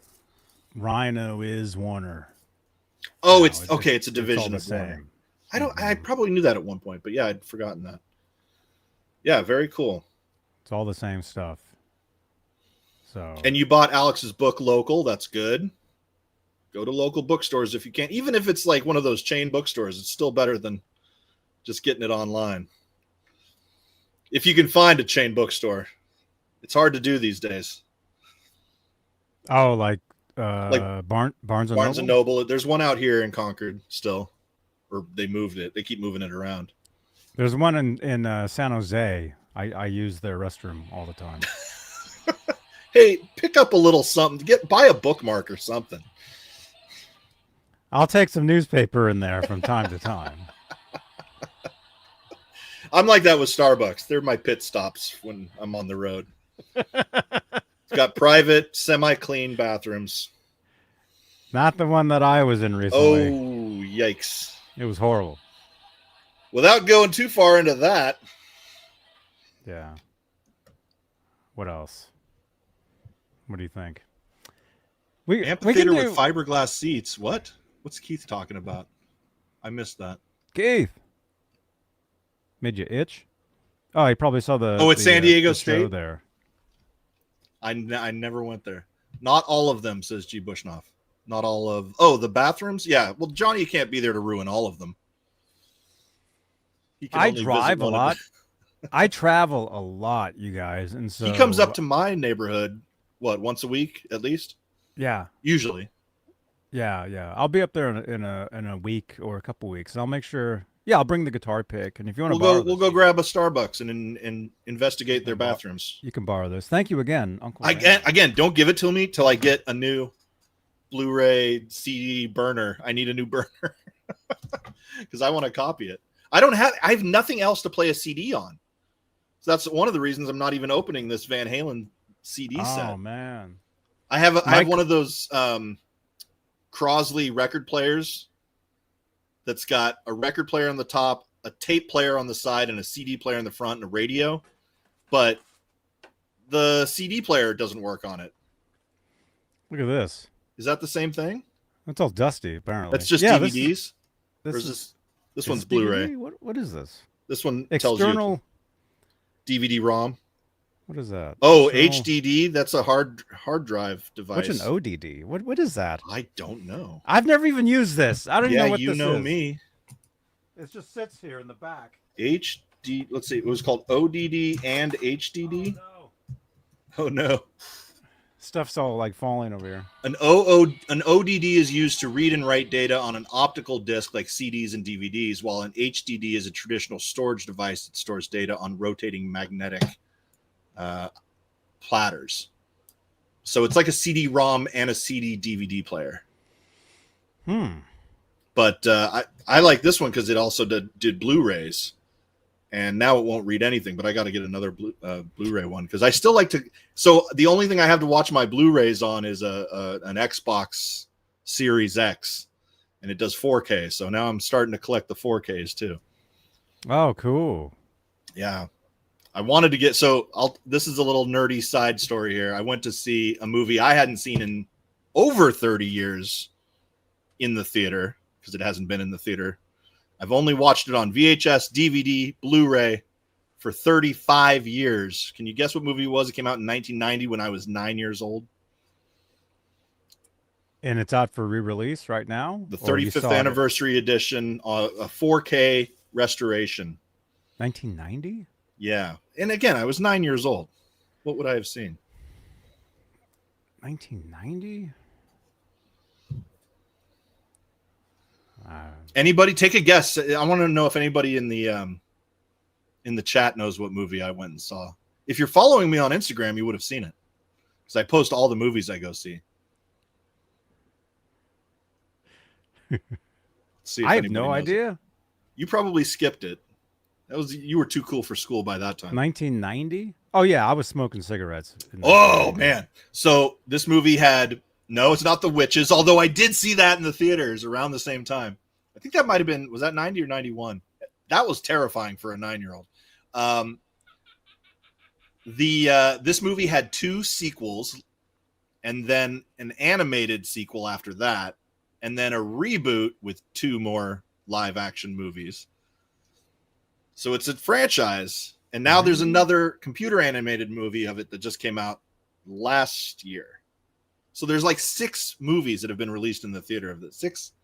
7 movies. No, it wasn't the Mars movie with Arnold. That's called Total Recall. It wasn't an Arnold movie. And it's out right now? Although it's in theaters right now. or maybe not even anymore. No, I wasn't watching Basic Instinct when I was 9. I maybe wanted to, but I didn't. I'll put it this way: it's a comic book movie, and it has 4 protagonists, 4 heroes. Scream was in the late 90s. Nobody? What if I told you that they were all mutants? Nothing? The Flintstones. The Flintstones had 2 movies, and that was it. I never saw those either. I watched one of them. It said it was produced by Steven Spielberg. Oh. There it is. AAE got it. Oh my God. Oh my God. Turtles. That's back out? I never saw those at all, so. I remember buying that on VHS at Costco when I was 10 and being the happiest kid in the world. I watched it about 45 times that week. When you did you get a chicken bake? No, I got a pizza. Duh. Wow. And had the time of my life watching that. And then it came out on DVD, and oh my God, it's on DVD. It looks so good. And then I got it on Blu-ray. Oh, it looks so good. Now it's out on 4K. There's a $70. It's marked down from $100. $70 trilogy. Were you that kid that said, I like turtles? I like turtles. Was that you? No, but it could have been. I mean, there's no reason it shouldn't have been. He cried so bad and drove my mother insane, so she got it on VHS. Who was that? Oh, your bro. My bro got it on VHS. Yeah, I still have the VHS. It's on my shelf over there. I have the VHS of Ninja Turtles, Batman from 1989, and what's the third one? Jurassic Park. Those are 3 of my big coming of age, falling in love with movies. Wow. Yeah, the VHS was so, oh my God, I was so thrilled to have that. I must have watched it 100 times that year. RoboCop cool. Didn't have that many. So remember, they did 3 Jim Henson's Creature Shop did the first 2. And then there was a third one that didn't have Jim Henson's Creature Shop, and it showed. And that movie lost big money. Yeah, that was 93. But from 89 to 93 is when I started discovering how much I loved movies. And then there was an animated one in like 2007. And it was technically a sequel of those other live action ones. And then what's his name rebooted the franchise and did 2 live action, but they were motion capture, computer animated turtles. What's his name? The Transformers guy. I don't know. You Optimus guys know. Prime? No, the director producer guy. And then they just did a new. Oh, wait. Oh, I'll do a quick shout out too. Speaking of Transformers, did you see the new? Were you a Transformers kid? I wasn't either. But for those of you who were, there's a new one that came out last year called Transformers 1. It's an animated film. And everyone was like, "Oh, we're so sick of Transformers." And then people started going to see it, and they loved it. And here's the kicker: a buddy of mine directed that I used to bum around with in like 99, 2000, 2001. And he ended up going to Pixar. Did I ever tell you about this friend of mine? No. He worked his way up the ranks in Pixar and got to direct Toy Story 4. And he won a freaking Oscar for it. Best animated feature at the Oscars that year. And then he left Pixar and got to direct the new Transformers movie, and people love it. So check it out. Transformers 1 is what it's called. ONE. I didn't see that one, but I saw the wasn't there one with Megan Fox? Yeah. Those are the live action ones that I saw that one, the first one, only because I was in a band at the time, and my singer had worked on the movie, so her name was in the credits. Oh, awesome! So yeah, I saw that one in the theater too, because my friends who were big Transformers kids wanted to go see this live action one. First one was okay; it was pretty fun, and then they just kind of rammed him into the ground. The Witches was Jim Henson as well, and his company, the Children's Television Workshop. However, that was their last movie right before the company was sold to Disney. And Jim Henson died in like 90 or 91. So in between the 2 Ninja Turtles movies, he passed away. But the first 2 Ninja Turtles movies, his company did both the first 2 Ninja Turtles movies costumes, which were all animatronic heads and eyes. And do you know who did the voice of? There's a famous voice actor for one of the turtles. You ever heard of this? About this? Rich Little. No, I'll put it this way: he's an actor from the '80s, kid actor from the '80s, and Ricky Schroeder. oh, you're getting closer. He was a Goonie. Webster. No, he was a Goonie. He was Do I have a channel ID for a him? Lost Boy. You might. You do. You do. Was it this guy right here? Hey, it's Corey Feldman. You're watching Johnny Bean TV, I guess. Was that him? Donatello. Yeah.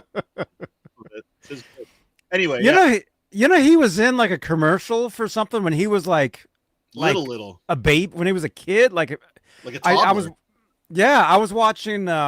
Yes, AAE in Ninja Turtles 1 and 3. He was doing some rehab during Ninja Turtles 2. But yeah, the new Ninja Turtles movie is animated. It's pretty fun, but it's not my Ninja Turtles. So it was fun. I went with a buddy of mine who's a diehard Ninja Turtle fan, and we had pizza before the movie, and then we went and saw the new re-release, the new 4K re-release of that movie. Yeah, it might have been a Christmas commercial.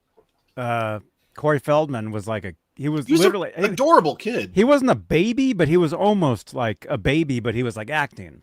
Yeah. And he was in this commercial in like the late 70s. Oh, is it that early? Yeah. Oh, yeah.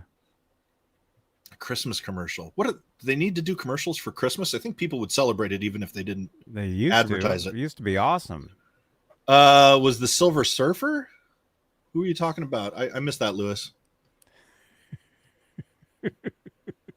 I like the Silver Surfer on X-Men with the time and the bottle playing. Oh, yeah.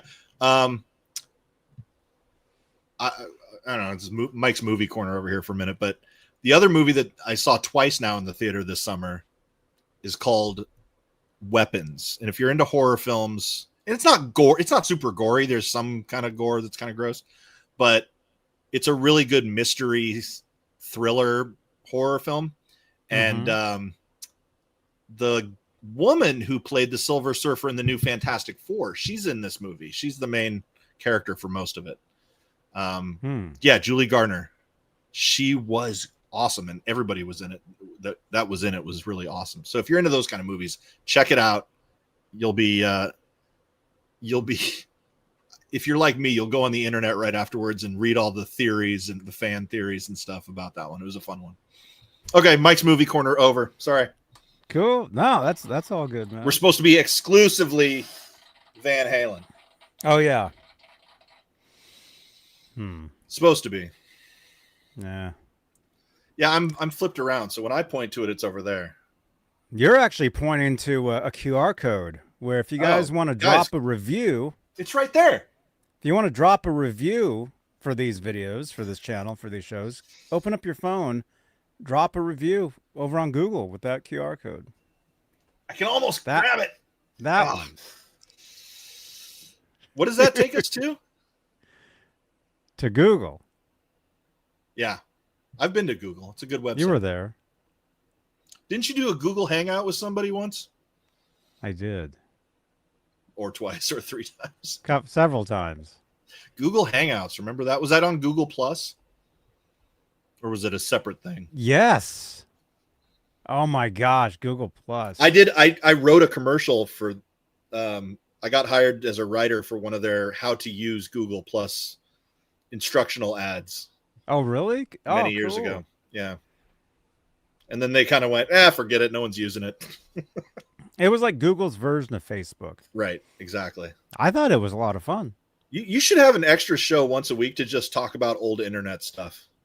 Because you've been on the forefront of it for a long time now. This YouTube channel is 19 years old. That's almost as old as YouTube is itself. YouTube is 20. 20, yeah. Yeah, not many people can say, I mean, maybe people can say they've been watching YouTube videos all this time, but as far as creating content on here, not many people, you know. Billy Ray, he was in Friday the 13th part 4? Are you talking about Corey Feldman? I kind of remember that. Was he? I did a, full rewatch of all the Friday the 13th like 5 years ago. And I think I remember him. Oh yeah, he's in one of them, and then he's in the beginning of the next one to kind of kick off the next movie. Who was? Corey Feldman. Can I get a shout out? Yeah, hey, what's up? My name's Johnny Bean. I do a show called Johnny Bean TV. All right, Johnny Bean, make it happen, brother. There you go. I live in Santa Cruz. Rock and roll, rock Lost and roll. Boys. Nice. Awesome. We'll see you this summer on tour. Right on. Thank you. Could you guys hear that?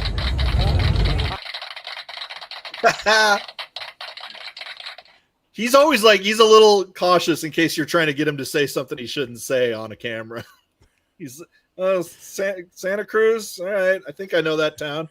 I think it's like one of the settings of one of my most famous movies, but I'm not sure. But what did they call it in that movie? There's a trivia question. Yeah. They didn't call it Santa Cruz. No, they didn't. They called it something else. Yeah. Wow. Whew. Let's see. That's all I got. That's it. Okay. Yeah, we can wrap it up if you guys want.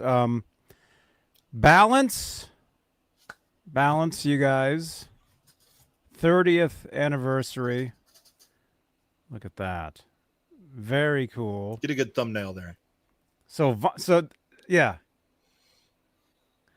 So it's vinyl, right? And CDs in one package. That's what makes it deluxe. That's pretty amazing. Yep, the vinyl records. One album CD, one rarities CD, and one Blu-ray with all the music videos. I was hoping it would be some live footage, but I hope we're waiting. I hope they're going to release something like that later on. Might be hard to do, but so the live stuff that's on there is just like some random songs. It's not like the full show. No, it's just Wembley? It's like 7 songs and a guitar solo. Yeah, I don't think they. I think that was their set though, because they're.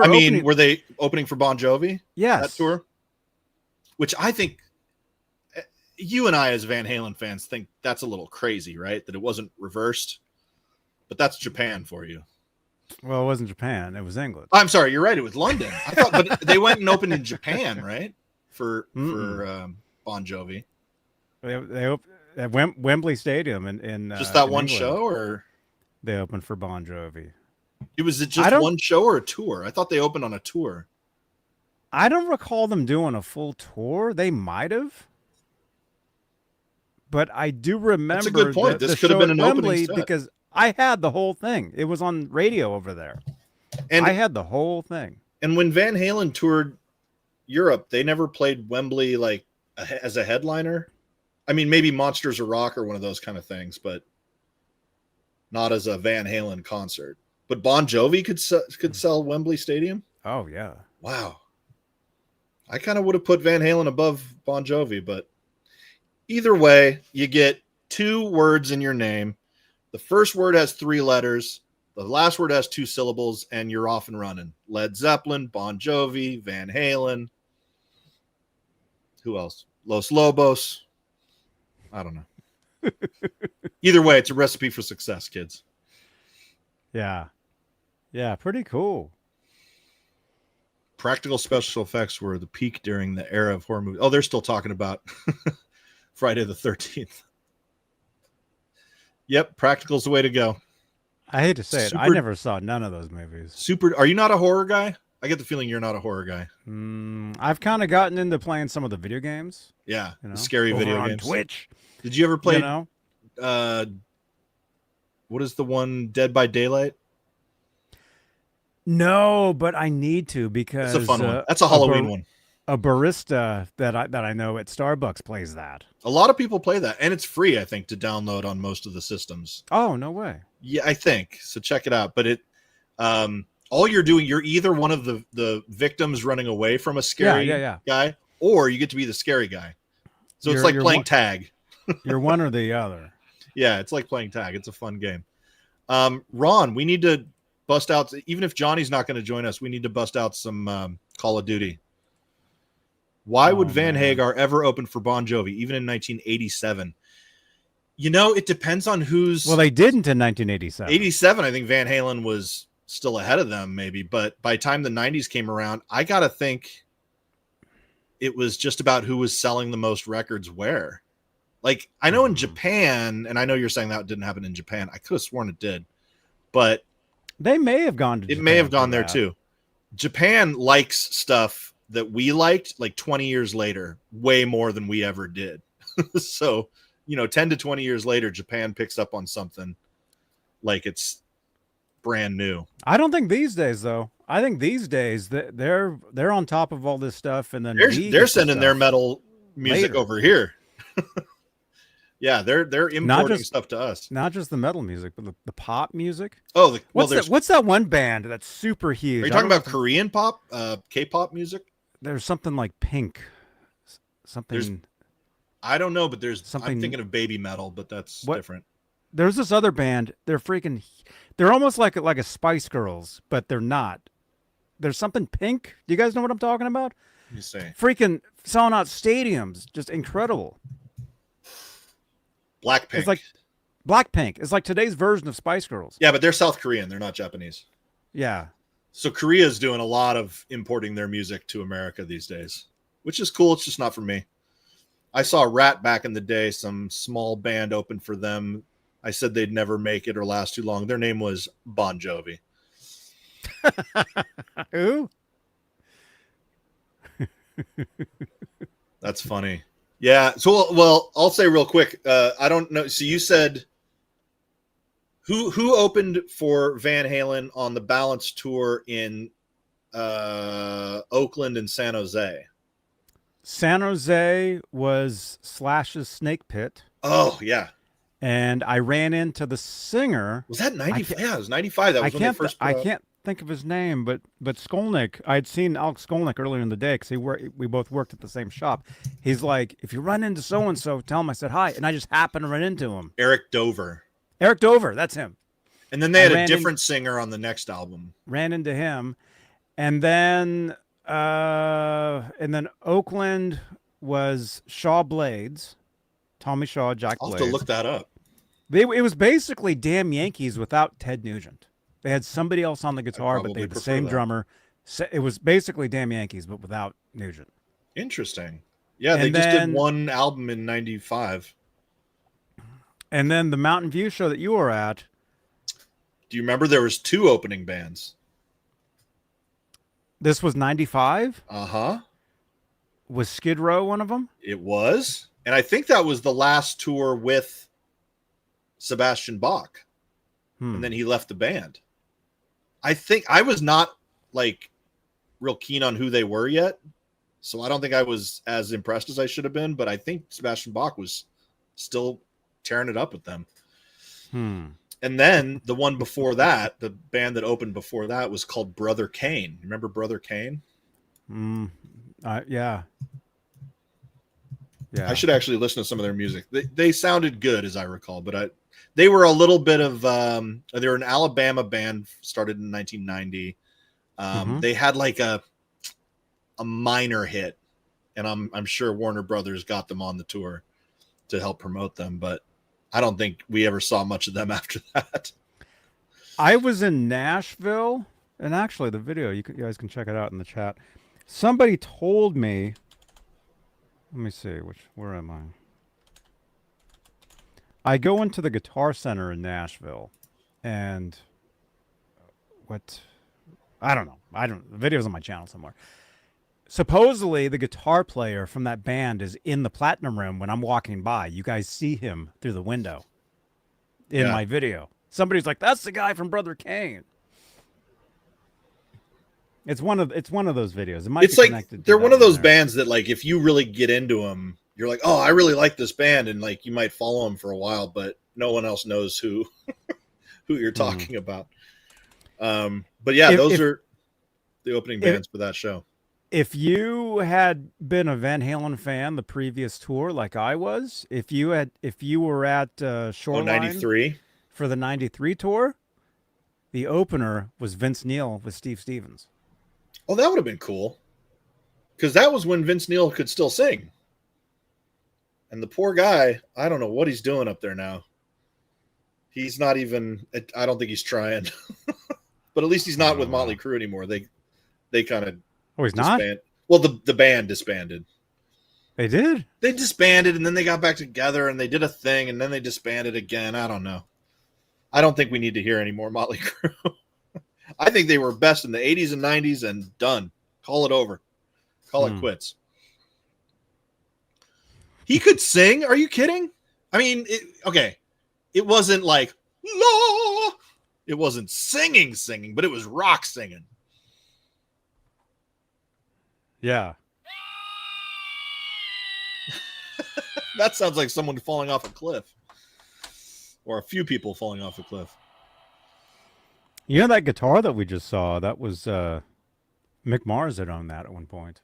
This is what you've mentioned. I'm going to have to give Dr. Feelgood another spin. You said that guitar is apparently all over that record. Yeah, but there was one song in particular. Oh, really? Which Supposedly he used the guitar. I don't know. Oh, we don't know. I'm going to see if I can find out. It says Vince never was a good singer. No, he was really bad, says Ron. Ron. All right, Ron, we'll fight it out, buddy. I will defend him up to a certain year. And then I'm like, this poor guy. He's Vince Neil. Yeah. And, again, you can claim David Lee Roth isn't a great singer. And a lot of people I saw in the comments, Sammy Hagar posted about the release of this new box set. And there were a lot of haters in his comments. Sammy sounds like crap. Sammy sounds like a nails on a chalkboard. All right, fine. They're rock singers. They're not going to win American Idol. They're rock and roll singers. It's a different thing. So I think that's my opinion. And if you can scream real well, he was a good screamer. Vince Neil could scream. Sammy could scream. Dave did some yelping and yowling. Sometimes he could scream real well, but he did some stuff. But yeah. But Sammy Hagar, I mean, speaking of balance, Sammy Hagar really does have a signature sound. Like you hear him, and you're like, oh, that's Sammy. Like you know it. And that goes all the way back to Montrose. Oh, Ron, I'm supposed to tell you about what I heard on the radio today. I get in the car, I turn it on. Sammy, it's Sammy. One Way to Rock was blasting on 107.7 The Bone, our local rock station here. And it was the very next song, Ron, your favorite. It was Smells Like Teen Spirit, following right after Sammy Hagar. So that sounds awesome. The theater. Oh, well, then why do you have that live album? Look, that's the thing. I get that they may not have replicated live what they could do in the studio, but I thought Vince Neil sounded good in the studio. Did we like anything that he ever did solo? I never heard any of his solo stuff. Who, Vince Neil? Yeah, Vince Neil. Well, I mean, they had a song that was on soundtrack. I want to say like Bill and Ted or something. The one that featured Steve Stevens. Okay. Well, yeah, and Steve Stevens, not Steve Vai. Okay. Yeah. Wait a minute, you just said Steve Vai. I know. I was saying, who? Johnny. This guy. Johnny. Over here, This guy Johnny. right here. If I can see over here, Johnny. I can do it. Where is he? Is he over here? I can't even find it. Speaking of Bill and Ted, do you know who did the whenever they would air guitar? Steve Vai. That was Steve Vai. It was Steve Vai. And this guy. Here we go. A lot of people think it was Eddie Van Halen, and it wasn't. No. It was this guy. Johnny. Huh? Hey, Johnny. I'm over here. Where are you? I'm over here.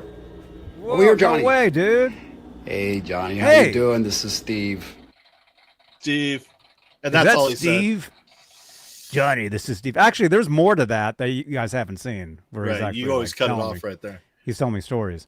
No, but Bill and Ted decided they needed Eddie Van Halen in their band so they could make an awesome video, but they weren't going to be able to make an awesome video until they were a hit band, and they weren't going to be a hit band until they could get Eddie Van Halen. That's right. I do love that. One of them has to call the sheriff's station and call from the sheriff's station, pretend to be a cop. And he says, This is Deputy Van Halen down at the station. Remember that? Yeah, I think I remember that. And Steve Vai is in another movie playing guitar. You might remember. A movie starring the Karate Kid himself. Ralph Macchio. I can tell you a little bit about that. Please. I used to work in a shop in Berkeley, and one of our regulars was a guy named oh man, what's his name? The guy that did all the guitars for Ralph Macchio. Oh, I don't know. In the movie. Oh, did all the actual close-up player. shots. Yeah. No, the guy you're actually hearing. You're not hearing Ralph Macchio. Right. You're the hearing overdub. Yeah. You're hearing oh man, what's his name? I don't know. Yeah, in the movie Crossroads, Jeff. He used to come into the shop. I saw him. I met him, but this was like 30 years ago. Yeah, it's funny because there's a video of somebody figuring out what Ralph Macchio was really playing. He couldn't play anything, and it's just tink, tink, tink, Wait a minute. tink, tink. Have you seen that? No, but they're like, this is what he's actually playing. Yeah. Oh, not even that good. Ry Cooder. It was Ry Cooder. Yeah, that's him. Oh, really? That's him. He was the guy doing the actual stuff when he was going like this. Yeah. He's like doing nothing. But then they would cut to close-ups of the fingers, and that's a different player. But that was probably Ry Cooder. But it's called Crossroads because they kind of reenact the famous Duel at the Crossroads Robert Johnson story of the blues man who goes down to the crossroads and has a guitar duel with the devil. And who should be playing the devil in this movie but Mr. Steve Vai? So if you've never seen Crossroads, it's a pretty fun movie. But I don't know, like Ralph Macchio plays something really like classical style, and then Steve Vai shreds, and somehow Ralph Macchio wins. I don't get it. I just heard a guitar fall, but I don't know which one it was. Did you hear that? Did you see it? It could have been any of those 20 guitars. I just heard a guitar like tip over, but I don't know which. It must have been one of those. I didn't see it. We'll have to go watch on playback. Folks, did you see a guitar fall? Waiting for a guitar to fall. Remember that song? Mm-mm. Oh, okay. I'll send you that one too. He plays a Charvel. Oh, does Steve Vai play it? No, he plays his Ibanez, doesn't he? No, he plays a Charvel. Oh, in that movie? Or no, I don't think it even says Charvel on it. It just says. I don't think it had a logo on it. You can see it says it's on a Hard Rock somewhere. Yeah. We'll go a few more minutes, you guys. When Ozzy came out with Shot in the Dark, I couldn't wait to learn that on guitar. Yep. Oh, no way. Well, wait, who was that on Shot in the Dark? Was that Jakey Lee? Or was that still... Who was in the music video for that song? I don't know, somebody that you know? Wasn't there somebody in the music video for Shot in the Dark? Isn't it a bunch of like teenagers in a car or something? Is that a floss thing? Ew. Yeah, a little floss pick was on my desk. You're the guy that leaves those in the parking lots everywhere. Not in the parking lot. I leave them all over my desk here. No, in the music video. Oh, it was Jake? Okay, that's what I thought. There's somebody riding around in the car in that video. Ralph disrespected his classical guitar teacher, ending a classical guitar piece with a blues riff. Ooh, you can't do that. That's against the guitar rules. Yeah, if you guys have not seen that movie, as far as guitar players, you got to see it. It's a fun one. It's a little 80s and a little cheesy, but oh, he's saying that's the Ultimate Sin video you're talking about. Ron says, and Ron would know. No, this guy or Bark at the Moon. This guy appeared in the Shot in the Dark video. Hi, this is Dweezil Zappa, and you're watching Johnny Bean TV. Mr. Dweezil. Riding around in the car. So I don't know if they dated, but I saw a picture of Dweezil back in the late 80s, early 90s with a young Jennifer Connelly on his arm at some movie premiere or something. I'm going, man, that guy had a good life. Eddie Van Halen was hanging around his house. Got to date Jennifer Connelly. I don't feel bad for anything that happens to that guy in his life. He's already had it all. Man. He's but a he cool seems dude. like a cool guy. Oh, he's really cool. Would you say his guitar style is like a pretty close mimic of Eddie's tone and style when he plays? Because he's been trying to be like Eddie since he was When he plays 12. the Van Halen stuff? Well, oh, yeah. Yep. I mean, I've never listened He to his- learned from Van Halen was He sitting there literally showing got him a how to play lesson the from stuff. the guy. Yeah. Yeah. Oh, Moon Zappa is driving the car is what Ron is saying. Yeah, wasn't it Moon Unit was the full name? Mm-hmm. Dweezil, Moon Unit, and wasn't there another kid? Yeah, Frank was tripping out when he was naming his kids. Jennifer They Connelly were is in aging gracefully. She They're is. in a band. She's in a great show called Dark Matter that was on Apple TV. Really good show. I binged through that whole thing real quick. It's a good sci-fi show if you guys are into that. If you're into that sort of thing. I haven't seen it. I don't know. Oh, I But was in love with Jennifer Connelly from the time I was 8 years old. So What was she in? I don't Labyrinth. She was 15 at the time. She was an older woman to me.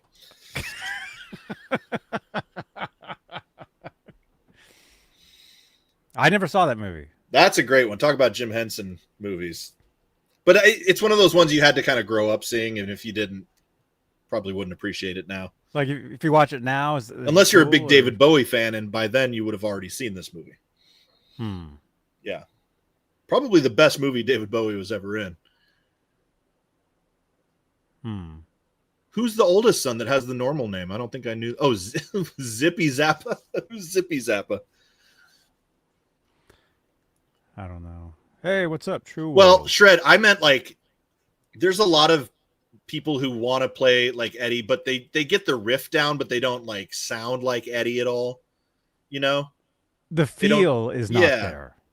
It's also to borrow a term from a good friend of yours, chasing that tone.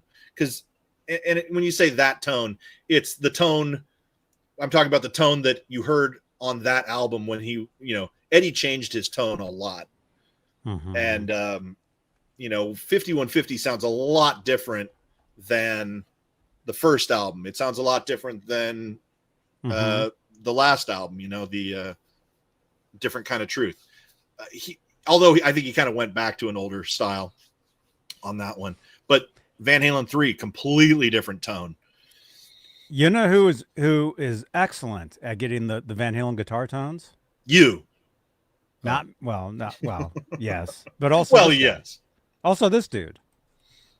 Hey everybody, Jim Gaustad here, and I'm super happy to be on Johnny Bean's exclusively Van Halen. See you next time. That guy was smooth with his delivery. I like the finger point. That dude, if you check out the IK multimedia stuff, he developed all the Van Halen guitar tones. Wow. You can download the stuff, and it's him. As like because of him. presets. It's pretty amazing. Yeah. Wow. Yeah, I mean, I always think about like if they were to make a Van Halen biopic, which I hope they don't actually. That's my preference. But it seems like they might at some point, even if it's straight to Netflix or something. Who could you get who could actually kind of perform, even if it's just the close-ups of the hands, to do the things that Eddie was doing? And Dweezil's on my list. Dweezil, definitely. I mean, the thing is, though, Edward, I actually met him. I shook his hand. He is very unique. Like, you see him playing, you know it's him. You know it's his hands. His thumb bent back more than mine ever will. Dude, his thumb was like super huge. I remember. Was it huge? Yeah. Yeah. Jim, I have a photo of it. Duraps. Is that how you say that? Duraps, Ryan? We were talking about that last night. There's a band or a guy called Duraps who actually does a really good Van Halen tribute thing online. Frank Zappa probably sounded the closest to Eddie. Interesting. I never thought of that. Andy Wood nails it with the wet, dry, wet rig. That's the only real way to really nail his tone. Interesting. I have a photo. I never thought of Andy Wood as a guitar player. He was mostly a singer, right? Check this out. Somebody sent me this photo, and I'm gonna zoom in because there was a photo of somebody else getting a photo with Edward. So it's not my photo. Somebody sent this to me years ago, but I'm actually in the photo. But you can see Edward's thumb. You can see it. So there's Edward right there. There's me in the background looking at my phone, assaulting him. I'm in the Was that back. someone else's hand? Oh, that's someone else's hand. Yeah. It looks was like it's somebody your else hand getting grabbing him. It was somebody else getting a photo with him, and Gotcha. I just happened to be in the background, and they caught me in the photo. But you can see his thumb here. There's one of his thumbs right there. Anyway, he had like huge that's a big gulp. thumbs. He had huge thumbs. He's That holding a big gulp. I do remember. Yeah, and I just always see the way he it's even his strumming hand. His thumb looked completely like bent back, and I'm like, if you're gonna make a movie where someone else is playing, you gotta get somebody whose thumb is double jointed and can bend all the way back. The thing is, I mean, there's enough footage of him, close-up footage of him playing, where you could just use that. Yeah, but sometimes it doesn't match, perfectly with the shot you're doing, and you'd have With AI, they can make it. I know these days. You know this. I don't want. I'm fighting against that. I will say for the record, I use AI for mundane tasks in video editing. I'm really trying to avoid using it to do anything artistic. I think it looks schlocky, but it when it's just for fun, it's a really fun tool to mess with. Mm-hmm. But hey, speaking of thumbs, smash that thumbs up. Don't on smash this video. the thumbs down. In fact, avoid it entirely. Well, you can do that if you want. No, it's all about engagement, is what it is. Find you guys if you smash the thumbs down. Actually, I'm the only one that the channel owner is the only one that can actually see the. Oh, really? Those, yeah. Oh, but Publicly, doesn't you it can't see them. decrease? Doesn't it decrease the thumbs up? It just. No. Oh, okay. I don't think it actually does that. You guys think Lewis? You think Yngwie sounds like Eddie? I've never thought he sounded anything. I mean, and to me, Yngwie is extremely talented, but he's just it's like too many freaking notes. Slow down, bro. I don't need to hear 4 million notes in a minute. The thing about Eddie is he wasn't the most accurate player. He was a gunslinger, and he'd hit his target, whoosh, but he just did it with extra cool. And then somebody like Yngwie is like extremely technically proficient, but to me lacks some soul, lacks some feeling. True World, do you have a weird thumb? I'm trying to bend my thumb back as far as I can, because Eddie's was always kind of like it had been squished back or something like that. I can almost do 90 degrees, but that's it. And he had some weird things. He could also hold a pick. What was his thing about holding the pick and tapping? He would pick with his thumb and middle finger, right? He would pick like this, and then when he tapped, the pick would go into there. Yeah. So you would do this, and then you pull it back, and it's like this. But he throw it in his mouth or something. Mainly picks like this. I cannot do that. Can you? You don't play like that, do you? Yeah, that's how I learned. Really? That's how I was just doing it. I do this. Look, this is. I guess I've seen you do that. Yeah. I've always done it like this. See? Okay. Yeah, your index finger's ready to tap. My Crossroads solo. Yeah.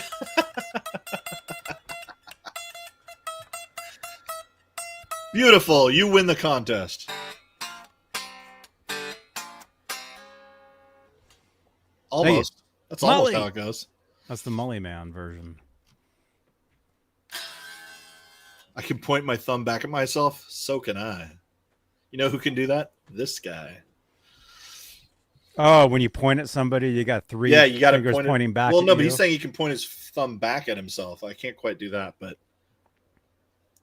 controlled fall down the stairs and land on your feet. That's Edward, huh?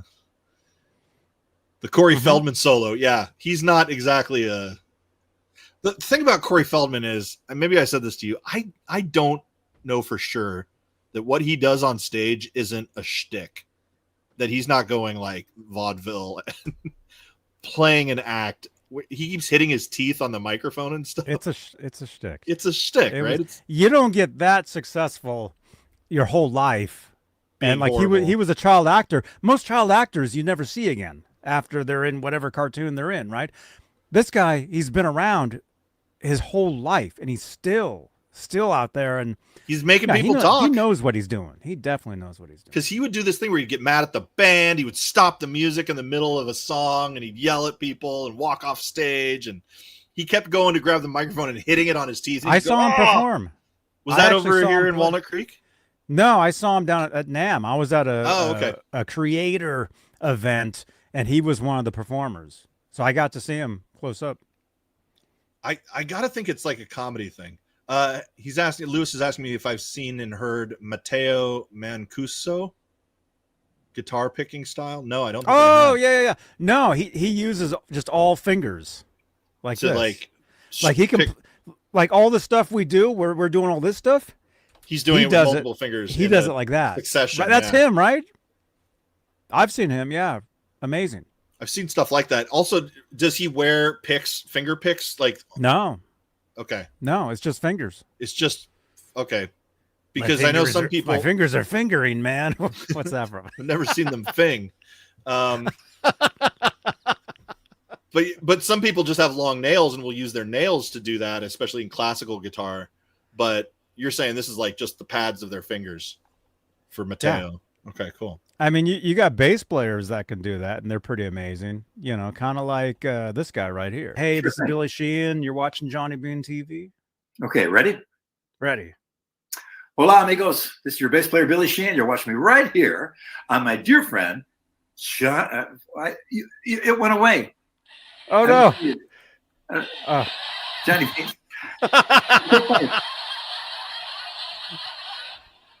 I will, Lewis. I'll look up Matteo. Yeah, he plays like this, man. I saw him. That's so funny, Billy Sheehan. Like you must have had it up on the screen or something, and then when you moved it freaked him out. Yeah, it was like this. It was like this. It was like that. Oh, and so because he took the full screen, he didn't see your name anymore. Because my name wasn't there anymore. He's he like, "Oh, you're watching." Forgot it. It went away. That's so funny.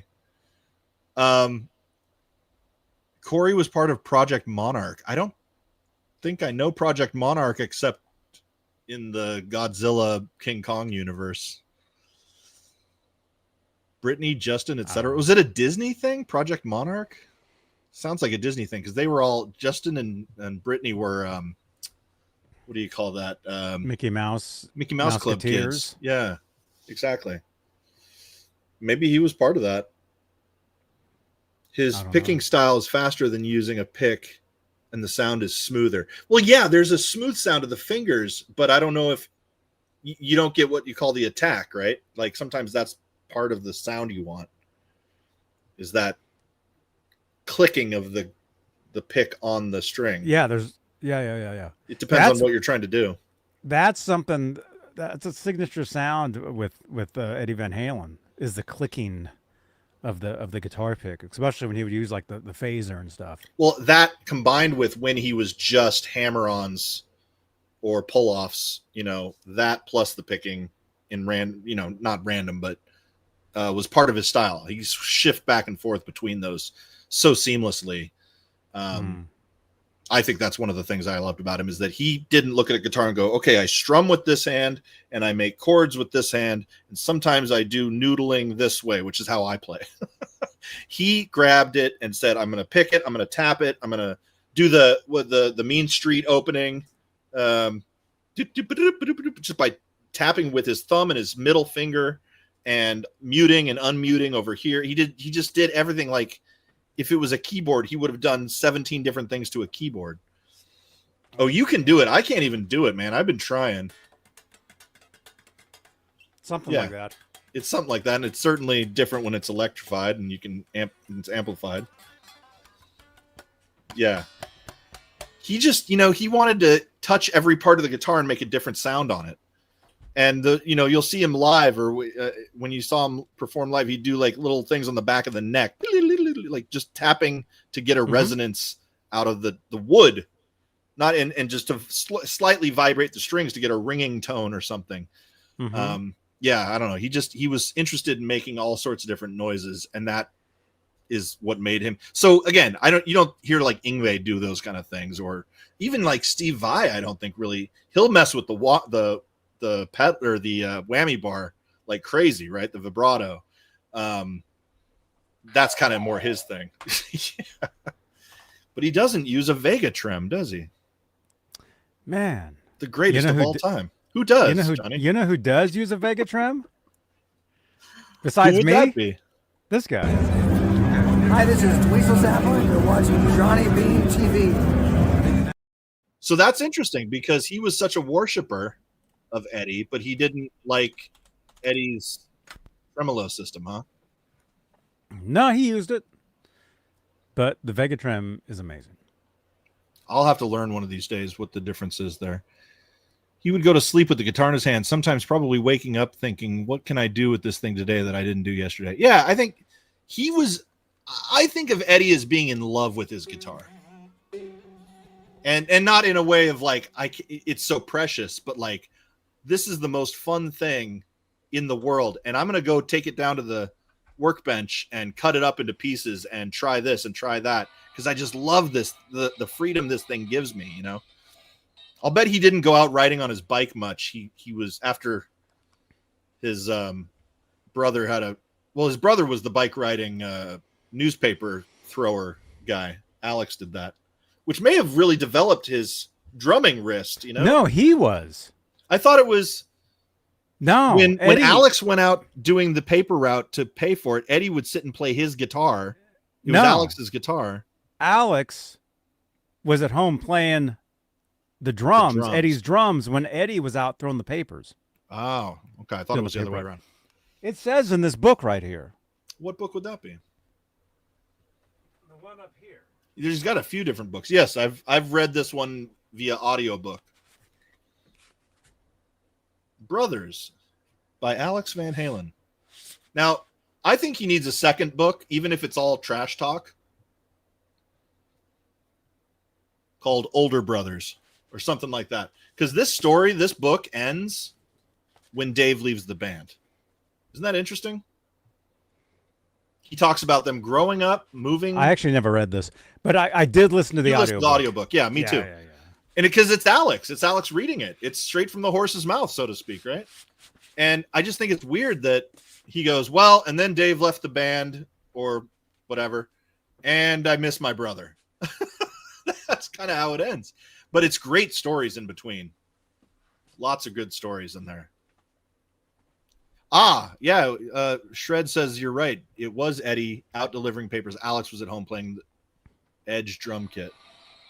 That's what Edward would always say in interviews. I think you mean Ed's drum kit. Yeah, he would say he got a St. George drum kit.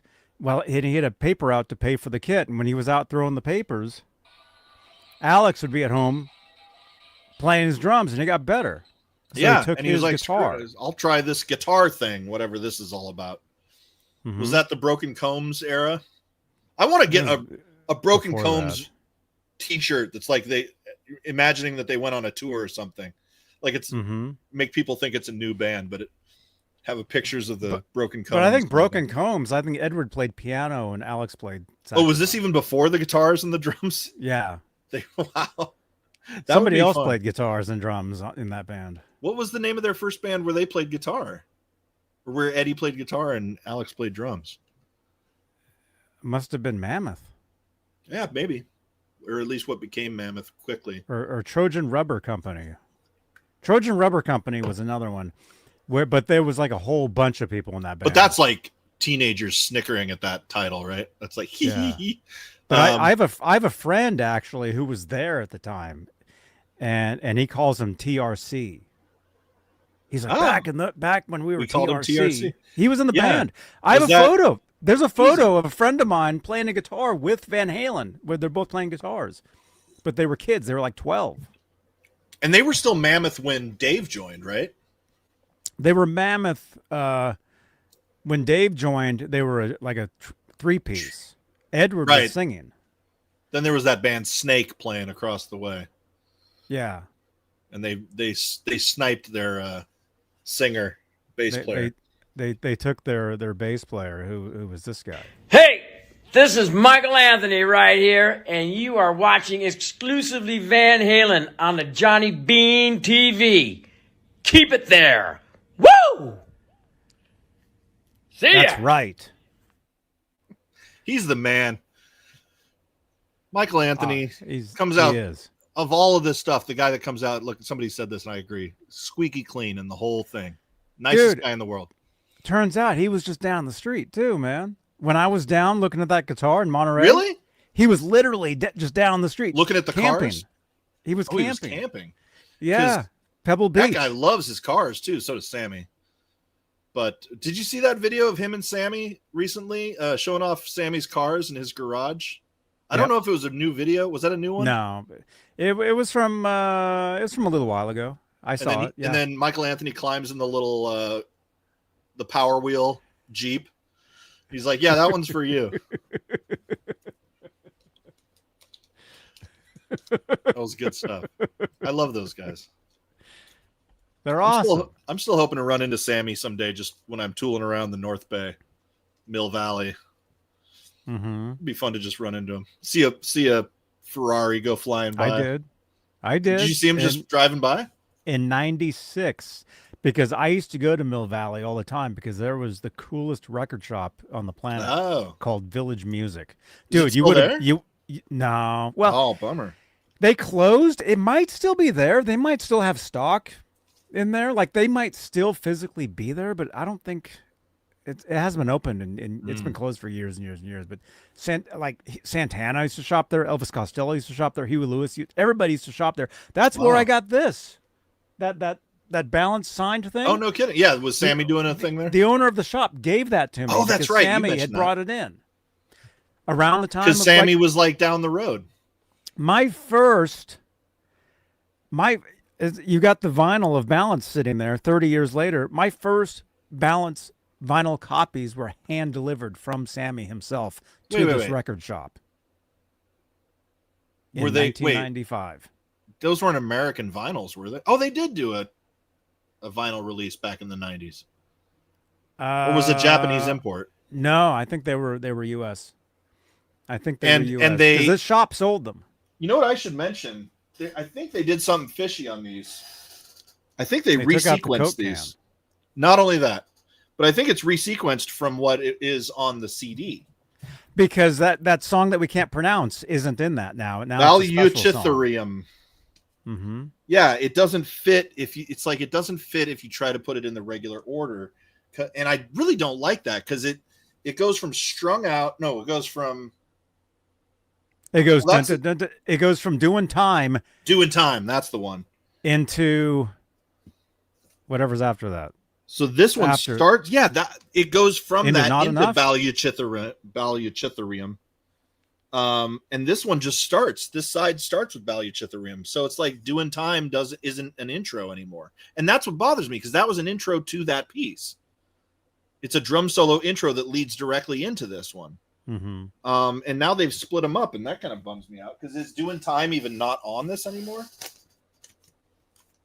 Or does it just end? It just ends side 2, which is weird because it's building up to something, and then it just ends instead of going right into Valuchitherium. That's a mouthful.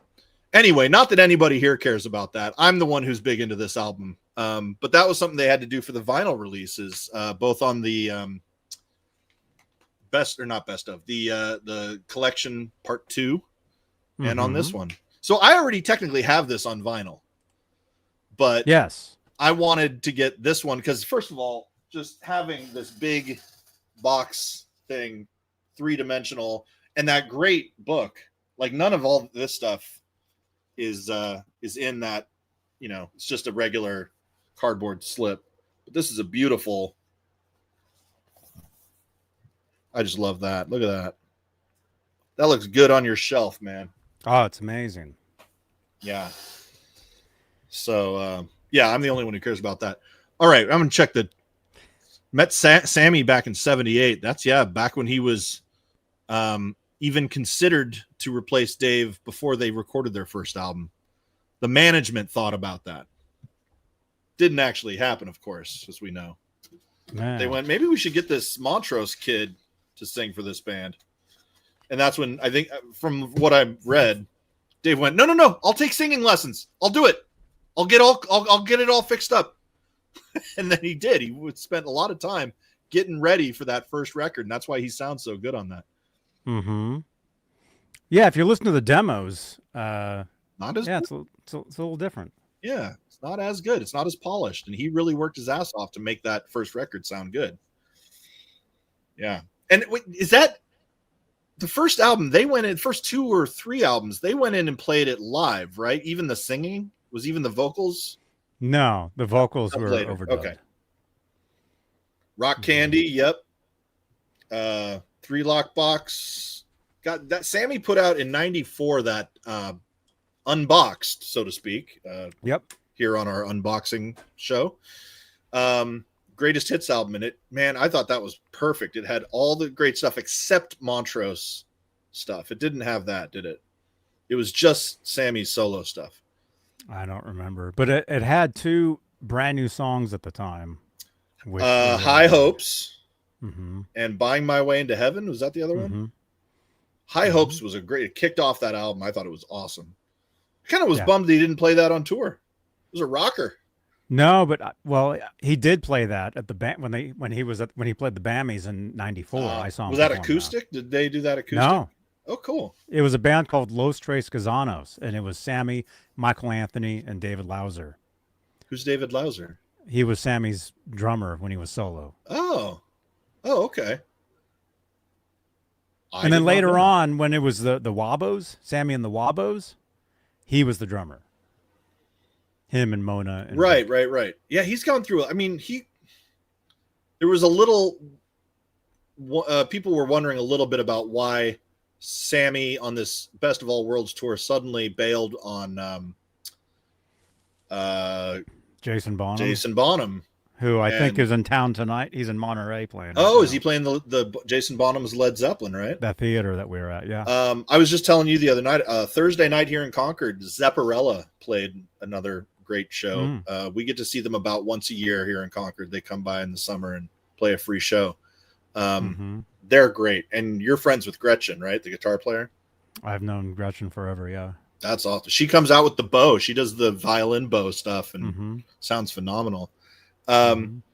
Anyway, there was a little I don't know if it was just the people reporting on it trying to make it sound like drama, or if Jason got his feelings hurt, but it was I guess I'm not part of the rest of the tour or whatever, or whatever Sammy was up to next. But he was replaced by his usual guy, right? What's his name? When Jason's not in the band. Kenny Arnoff? Yep. Is that it? Okay. But I think he just bounces from player to player because he's trying to keep everybody happy and employed. And am I right? Is that kind of how you understand it? Well, I mean, Michael Anthony is there. Yeah, Mike's not going anywhere. He's not picking up another bass player usually. And no, I mean, unless. But he switches out guitar guys sometimes. If Joe's off doing an album and a tour, he'll bring in Vic or whatever. I think he tries to work with everybody. Depends on the band. Yeah. That he's doing. Yeah. Depends on if it's called The Circle or if it's called Chickenfoot or if it's called whatever this last thing was. I wonder if we'll ever get another Chickenfoot record. What do you think? I wouldn't doubt it. I mean, that last new song we basically saw Chickenfoot, yeah. That's basically Chickenfoot. But we need Chad Smith at least to play in the studio. When I saw Chickenfoot though at the Warfield in 2012, it was Kenny Arnoff. So it was the exact same band that's on that song. The new song, whatever it's called, the new one. Yeah. Thank you. Good night. Tip your waiter. Thank you. Good night. Whatever it is. Encore. Thank you. Good night. Encore. Thank you. Good night. Yeah. I have feelings about that song. It's fun. It's a fun song, but I have some reservations about the claims around that song.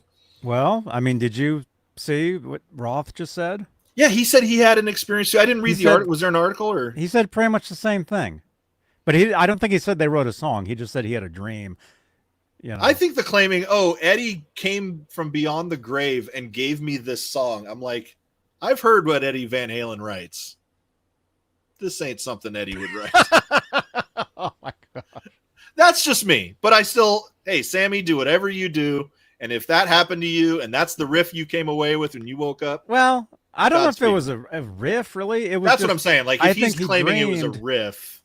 I think he dreamed like a melody and maybe some chord changes. And I think Satriani came up with the riff. It does sound kind of that's what it sounds Satriani-ish in the dun dun dun Right, dun, Janice? dun dun dun dun dun dun dun. That whole thing. You and Your Blues, there's a hard song for me, at least to play. At least it's to play. Like, I can play Panama, no problem. Yeah, Eddie does some stuff. You know what? There are songs that are more complicated than their biggest hits.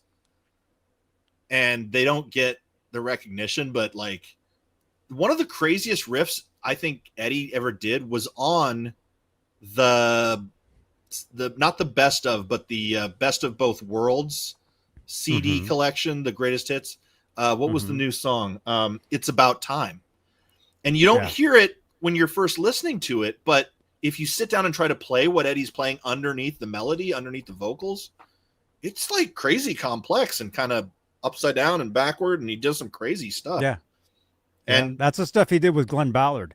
Glenn Ballard, who produced Jagged Little Pill, we talked about this last night. And Aerosmith he's the stuff, one that really guided and helped Edward with those tracks. They're interesting tracks. I know we're kind of rambling about all things Van Halen here, but well, this is exclusively Van Halen. Exclusively. That's all we ever talk about. No movies, no hot rods, nothing. We didn't talk about Ninja Turtles. No, we earlier. don't talk about that on this show. Learning to See is a tough one for me, but there's parts of that song I really like, how heavy it gets. Dun, dun, dun, dun, dun, dun. You know, it gets really grungy and dirty in that one, but kind of the lilty, quiet stuff is a little weird for me, but it feels like they didn't get time to flesh that one out completely, and they went with the best thing they had at the time. Up for Breakfast is a goofy, raunchy song about food as innuendo. Breakfast food as innuendo. But it's a fun riff, and it sounded kind of like Fire in the Hole from Van Halen 3 a little bit to me. Like it was a variation on that riff and that energy. But I just wish they had another 6 months to work on those songs or something like that. But About Time is it's almost a good song. It's almost a really good song. That's your favorite out of the three? I think it is because it was a celebratory, hey, Sammy's back. What do you think, guys? And we hoped that it was happening, but that was the 04 tour. And boy, did the wheels come off of that one. So I saw them. I did too. In San Jose. I saw them in San Jose and then in Oakland. And I had a fun time. I was on the floor. It was the closest I'd ever been at a Van Halen show. For both of those, I think I was on the floor and just pushed as close as I could. No, one of them I was up on a balcony and I watched Eddie. I think this was the San Jose one was first. Yeah. And he was a little too tipsy. I hate to say it. And he did a solo where he basically stopped in the, do you remember this? He kind of stopped in the middle as if to like, oh, I'm not doing it right. And he kind of like seemed ashamed. And everybody chanted Eddie, Eddie, and brought him back. And he finished the solo. It was okay, but it was not his best I've ever seen. Well, the coolest thing I remember from that time was that was the first time I ever bootlegged a Van Halen show myself. Oh, really? Using my phone. Oh, it was your phone. Okay. I recorded the audio of his guitar solo on my phone at the time, which of course now I don't have that phone anymore. So, you got to take it off the phone. So did you also record the Oakland one? Or did you go to the Oakland one? Oakland 04, I did not go to. Okay, so I went to that one. I think that was the second show. I can't remember which order. It would have been like the next day or it was like 2 days later. So that day he nailed it. And everybody went nuts for him. And you could see there was almost tears in his eyes of like, oh my God, these guys, it was like a gratefulness for the fans. He was so grateful for the fans that they had cheered him up and said, we love you even when you make mistakes. We love you even when you don't nail it the way you wanted to do it. We're here just to see you do whatever you do, because it's always fun. It's always great. I mean, the thing is, you go to a Van Halen show, you're there to see Eddie Van Halen. Yeah. Really? And if he does something unexpected, even like screwing up a song, we're not like, boo. We're like, that's our boy. It's okay, Eddie. We love you for all the years of music you've given us, you know, and how much he puts out on the road. And yes, he was not in a good place at that time, but you could see on that second show, he felt so I saw he was doing something like this and like bowing to the audience after the show, after the solo, like, thank you for being, you know, my support, is kind of how it felt. He said something to that effect, like, my God, you guys are the best. Thank you so much, or something. But that's what I took away from. I've seen them only 8 times, but that's the most I've ever seen any band. And I wish I could have seen them more, but that was the only time I ever saw him not just have like a super confident set and walk away going, all right, thanks guys, good night. That was like, he was heartbroken for a minute. And then he came back the next show and killed it and was like, thank you for giving me another chance. It's kind of how it seemed from my point of view, which was really heartwarming. Because like I said, he was going through some tough stuff at that time. It was a hard time for him. And for Sammy to be on the tour with him, I think. Yeah. Hey, Rockstar Cats 11. Hey, what's up, dude? Hey, B9. Welcome, everybody. Hey, you know what you guys should do that are new here, that haven't been here the whole show? Smash that thumbs up. I dare you. Smash the thumbs What are you, up. afraid? I dare you. Do it. Chicken. Bet you're too scared to smash that thumbs up.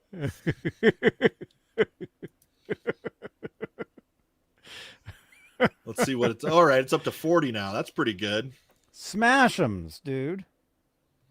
Yeah, tell I you have to what, go get another drink. I need to go get some dinner. Or do we have to go? I'm ready to wrap it up because I got to go You're ready throw to this go? record on and cook some dinner. Oh, okay. All right, so we're going to leave. We have 125 watching us right now. Well, we just did 3 hours. We're pretty good. Well, no, 2.5 because we started late. Yeah. All right, we're going to go. But don't forget to smash that thumbs up on your way out. And if you need drop more, a comment down below too. Dr. Mike in your exclusively Van Halen shows, send me money so I can buy more things to unbox. Yes. No, send it to Johnny, man. He earns all the. Anytime you guys give a super chat or subscribe, he's doing all the work, and he does a lot of work behind the scenes that you guys don't see to make this show happen almost every day. You guys, I cry 23 hours a day. I don't cry on these shows. He is working his butt off, so feel free to drop him a few bucks here and there to buy him a coffee. He loves his Starbucks. We should all buy him a coffee now and again. Delicious. I actually am on Buy Me a Coffee. Is that a thing? That's a website, right? Yeah, I'm on there. I've seen somebody use that. You yeah, should put I have it up there. I don't know if coffee will take you over there. Here's the thing. Johnny drinks 7 Starbucks a day, you guys. There it is. There it is right there. Nice. Buymeacoffee.com/Johnny Bean. There you go. So those 7 coffees a day do not buy themselves. And he's going to lose his house and his security. And he's going to end up on the streets buying coffees. What's that? Every I don't day. know what that even is. You guys know I sleep on the floor in here. He's going to lose everything if we don't support his coffee habit. So help a brother out. Thanks for having me, Johnny. Thanks for having me on the show. I'm glad I was able to hang out again. Dude, thank you. It's like my third or fourth time hanging out on the show. Yeah, but you were here freaking years and years and years ago, man. We did a Diver Down special. You were here. Oh, that's Fair right. Warning special. Dude, I didn't even live here. I lived, across town. I remember I did that from my bed. I was just all cozy in my bed. Well, that's my on laptop. that's on the OnlyFans version. Don't worry, I had a full suit on. Double-breasted suit. Yep. We saw your breasts on that one. Your double breasts. We just did a random let's talk. It was an anniversary show, right? Oh wait, I was gonna ask real quick. What is isn't the anniversary of this album coming out January of 95? Well, it was a year ago. Yeah. We're coming up on Almost a year January ago. 26th. We're coming up. Yeah, this last January was the anniversary. Okay. We did a show. So they took Actually, a little extra time. me and Van Halen 2020 on Twitch, we actually did that anniversary. Dakota, what's up, buddy? Mariah Carey. Should have been the Van Halen singer. I'm glad he's here right now. I wanted to say I was listening to a podcast and somebody was saying something about Mariah Carey. Was Mariah Carey somewhere in the 1993 Super Mario Brothers movie? And they're like, no, that would have been the Super Mariah Brothers. And I instantly thought of Dakota.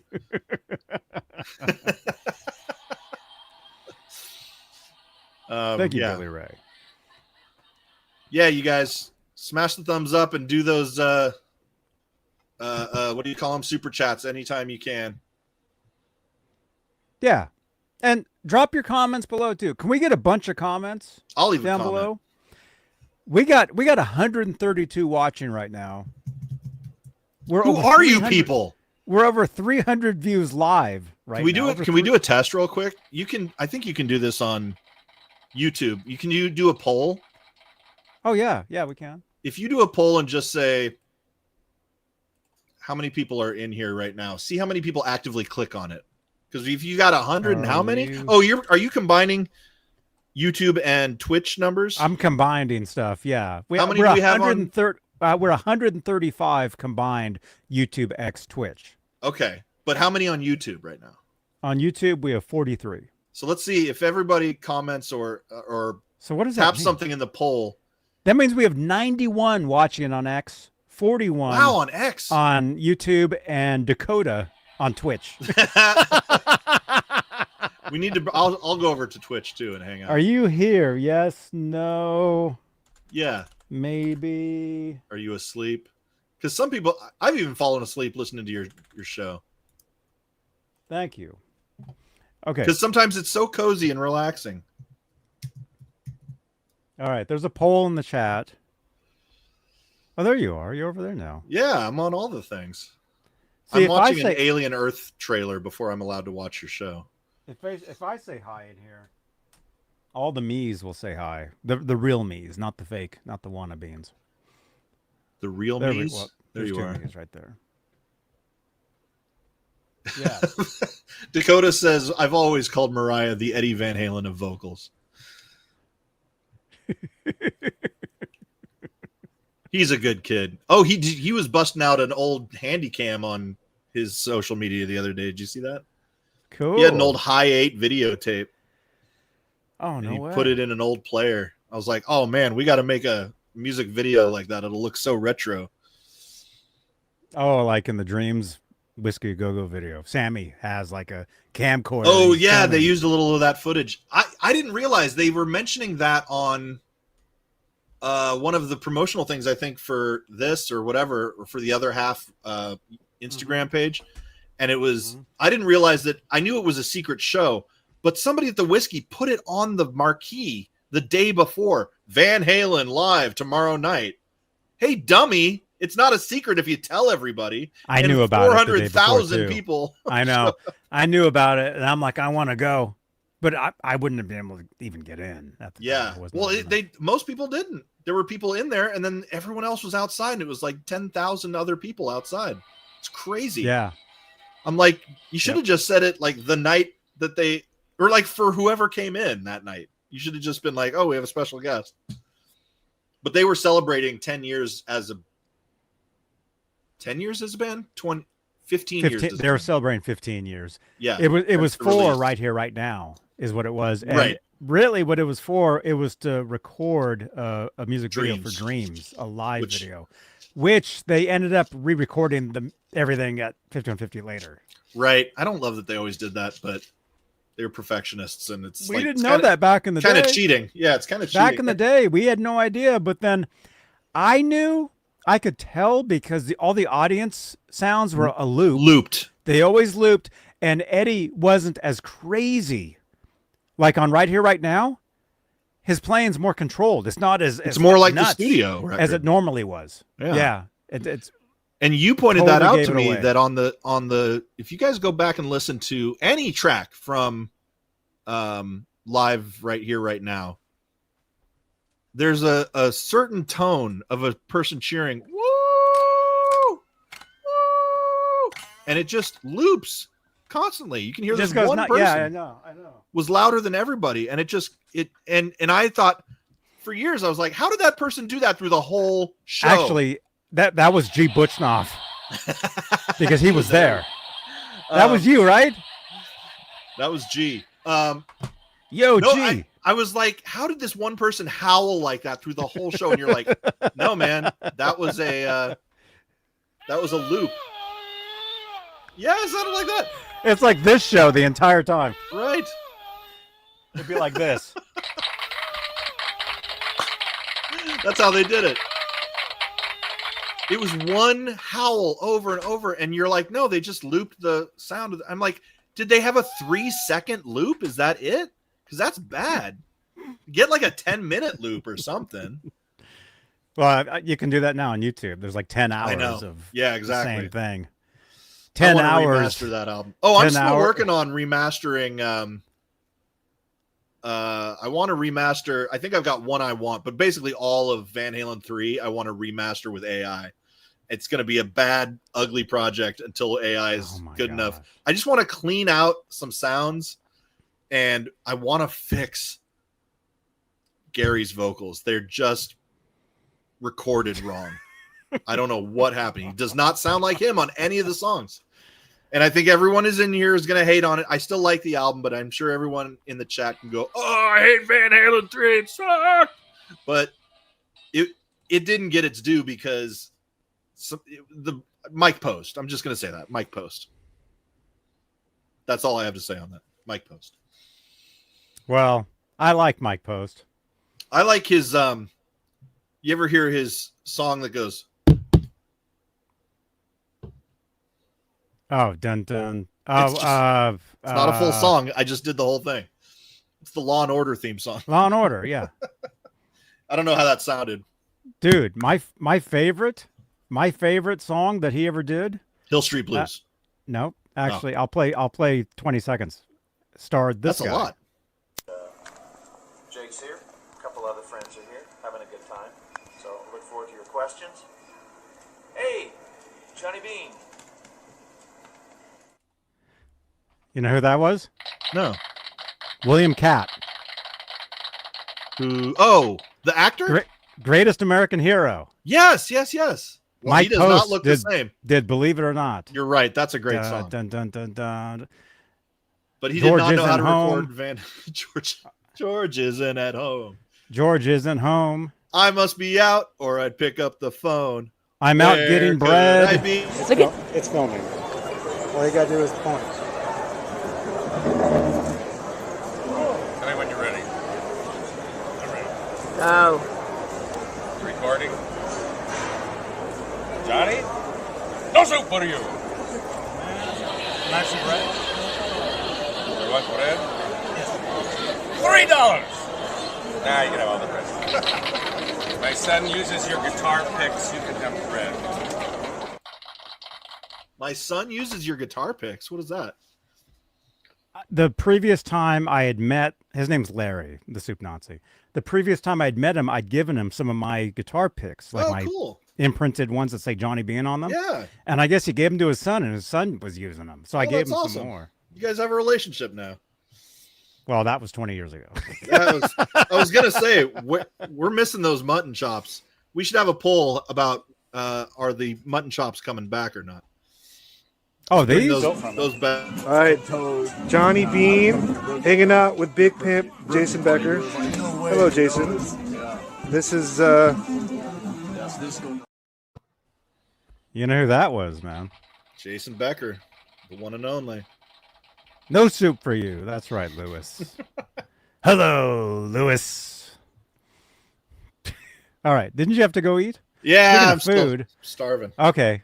And I've had to use the bathroom for like 20 minutes. Oh, let's get out of here. So, you guys.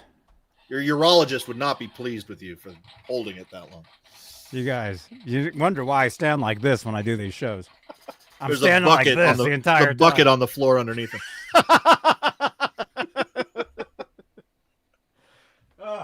All right, let's That's get why out we of got here. paper towels in here. All right. We'll do it again someday soon. All right. When they you put guys, out the OU812 deluxe edition or something. hey, it's OU81 Tuesday here on Johnny Bean TV. That's how it is, man. This is the Van Halen show. Right? That's one I know. Yeah, it is. Hey, look at that name down there in the middle. Look at all these names. There In the should be middle some toward more the bottom. names. There should be more names on there too. So You have to take some keep it people off of there. that one, huh? Yeah, I need to take him. Need to take about 30 people off this Oh list. no. Eventually, it'll just be you and somebody called Flying Pickle. Wait, is Holly's real name Hillary? No, that's a different one. Oh, okay. I thought it was just a nickname for her. That's somebody else. I like that somebody's Who's been name a was all day. Who's been a channel member here for years and years and years. We've never seen them in the chat, but they've Really? been here. Never? They're there. No, Oh, that's crazy. I I don't like know. that. May- Who was all Dave all night? I don't know. Hey, we got to get him back. No Come idea. chat, guys. Come chat. Well, So good you night, guys- guys. I'm going to get out of here. Have a good night. Kisses. Oh yeah, thank you for the kisses. Remember that? We still got to do a Simpsons show, man. Oh, man. I'll do it. You guys know Van Halen was a Simpsons character. Sammy Hagar Sammy was and on The Eddie. Simpsons. Well, and Sammy did Homer's like, I thought you were dead or something. Remember that? Sammy plays himself on an episode, but there's also a great one where somebody mentions about, Willie Nelson mentions about, I really was here to, help Van Halen mend things and get back together. And it's Eddie, Alex, and Mike on one side sitting in the They're audience. like this. Yeah, and Sammy's sitting across the aisle, and they all look away from each other. But then Sammy actually was on an episode. Yeah, later he was playing himself on an episode. Later on. And Homer's like, Sammy Hagar, I thought you were dead. And they played that at the beginning of his Best of All Worlds show, man. Oh, that's right. And Remember that? In the early seasons, anytime you see in the music store where Lisa buys her saxophone reeds and stuff, there's a red, black, and white striped guitar hanging up on the wall. Yep. A little reference, a little nod. That's right. All right, let's get out of here. These guys are tired of us. Yeah. Come back over to Twitch, you guys. All right. I'll see you guys. You got to broadcast on Twitch your late night shows again. When's that happening? Tonight. Oh, are you? All right. I'll catch you right a after little later. this. Right after this, I'm making hamburgers. All right, let's do it. All right. You guys I'm going to have 2 burritos and a root beer float. Awesome. That's a reference for those of you who know it. Oh, yeah. All right. Oh, yeah, we got to end the poll. What did the poll say? People are here. I only saw 17 people. So that means how many people were in here? It says we got 32 people, YouTube. But 126 combined. 32 people. Well, we got about half the people voting in there. Yeah. Yeah, that's right. It was 2.5 men, but yes. You're off by 1 man, Lewis. All right. All right, guys. All right. I'll see you later, dude. Bye, guys. All right. Thanks for hanging. Bye-bye. Comment below. Sammy. What's up, dude? How you doing, man? I'm doing pretty good. You Hi, want to hi. film? You can film all you want, man. What do you want me to tell you in that camera? Hey, happy birthday to you, man. Thanks. I'm Johnny Bean. I've met you a few Johnny times. Bean? Johnny Bean. John, hey, Johnny Bean, Sammy Hagar here, man. Congratulations. There you go. And then I'll give you mine, so come back around this way. Okay. Let's go. All right. Mike. Hi. How you doing? I'm Johnny Bean. I met you last year. I talked to you on Google Plus. Oh, yes. I remember you. Yeah. I look like, all right, let's go. 1, 2, 3. Yeah. All right. He was at a Google Plus hangout. I'm Johnny Bean.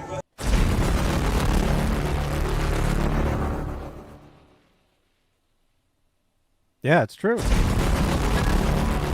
You guys, thank you so much for watching. Click on another video on the screen here. Comment below. Drop your comments down below. Balance. Let us know your favorite song off the album. And we'll see you guys tomorrow night right here on Johnny Bean TV. All right. Bye-bye.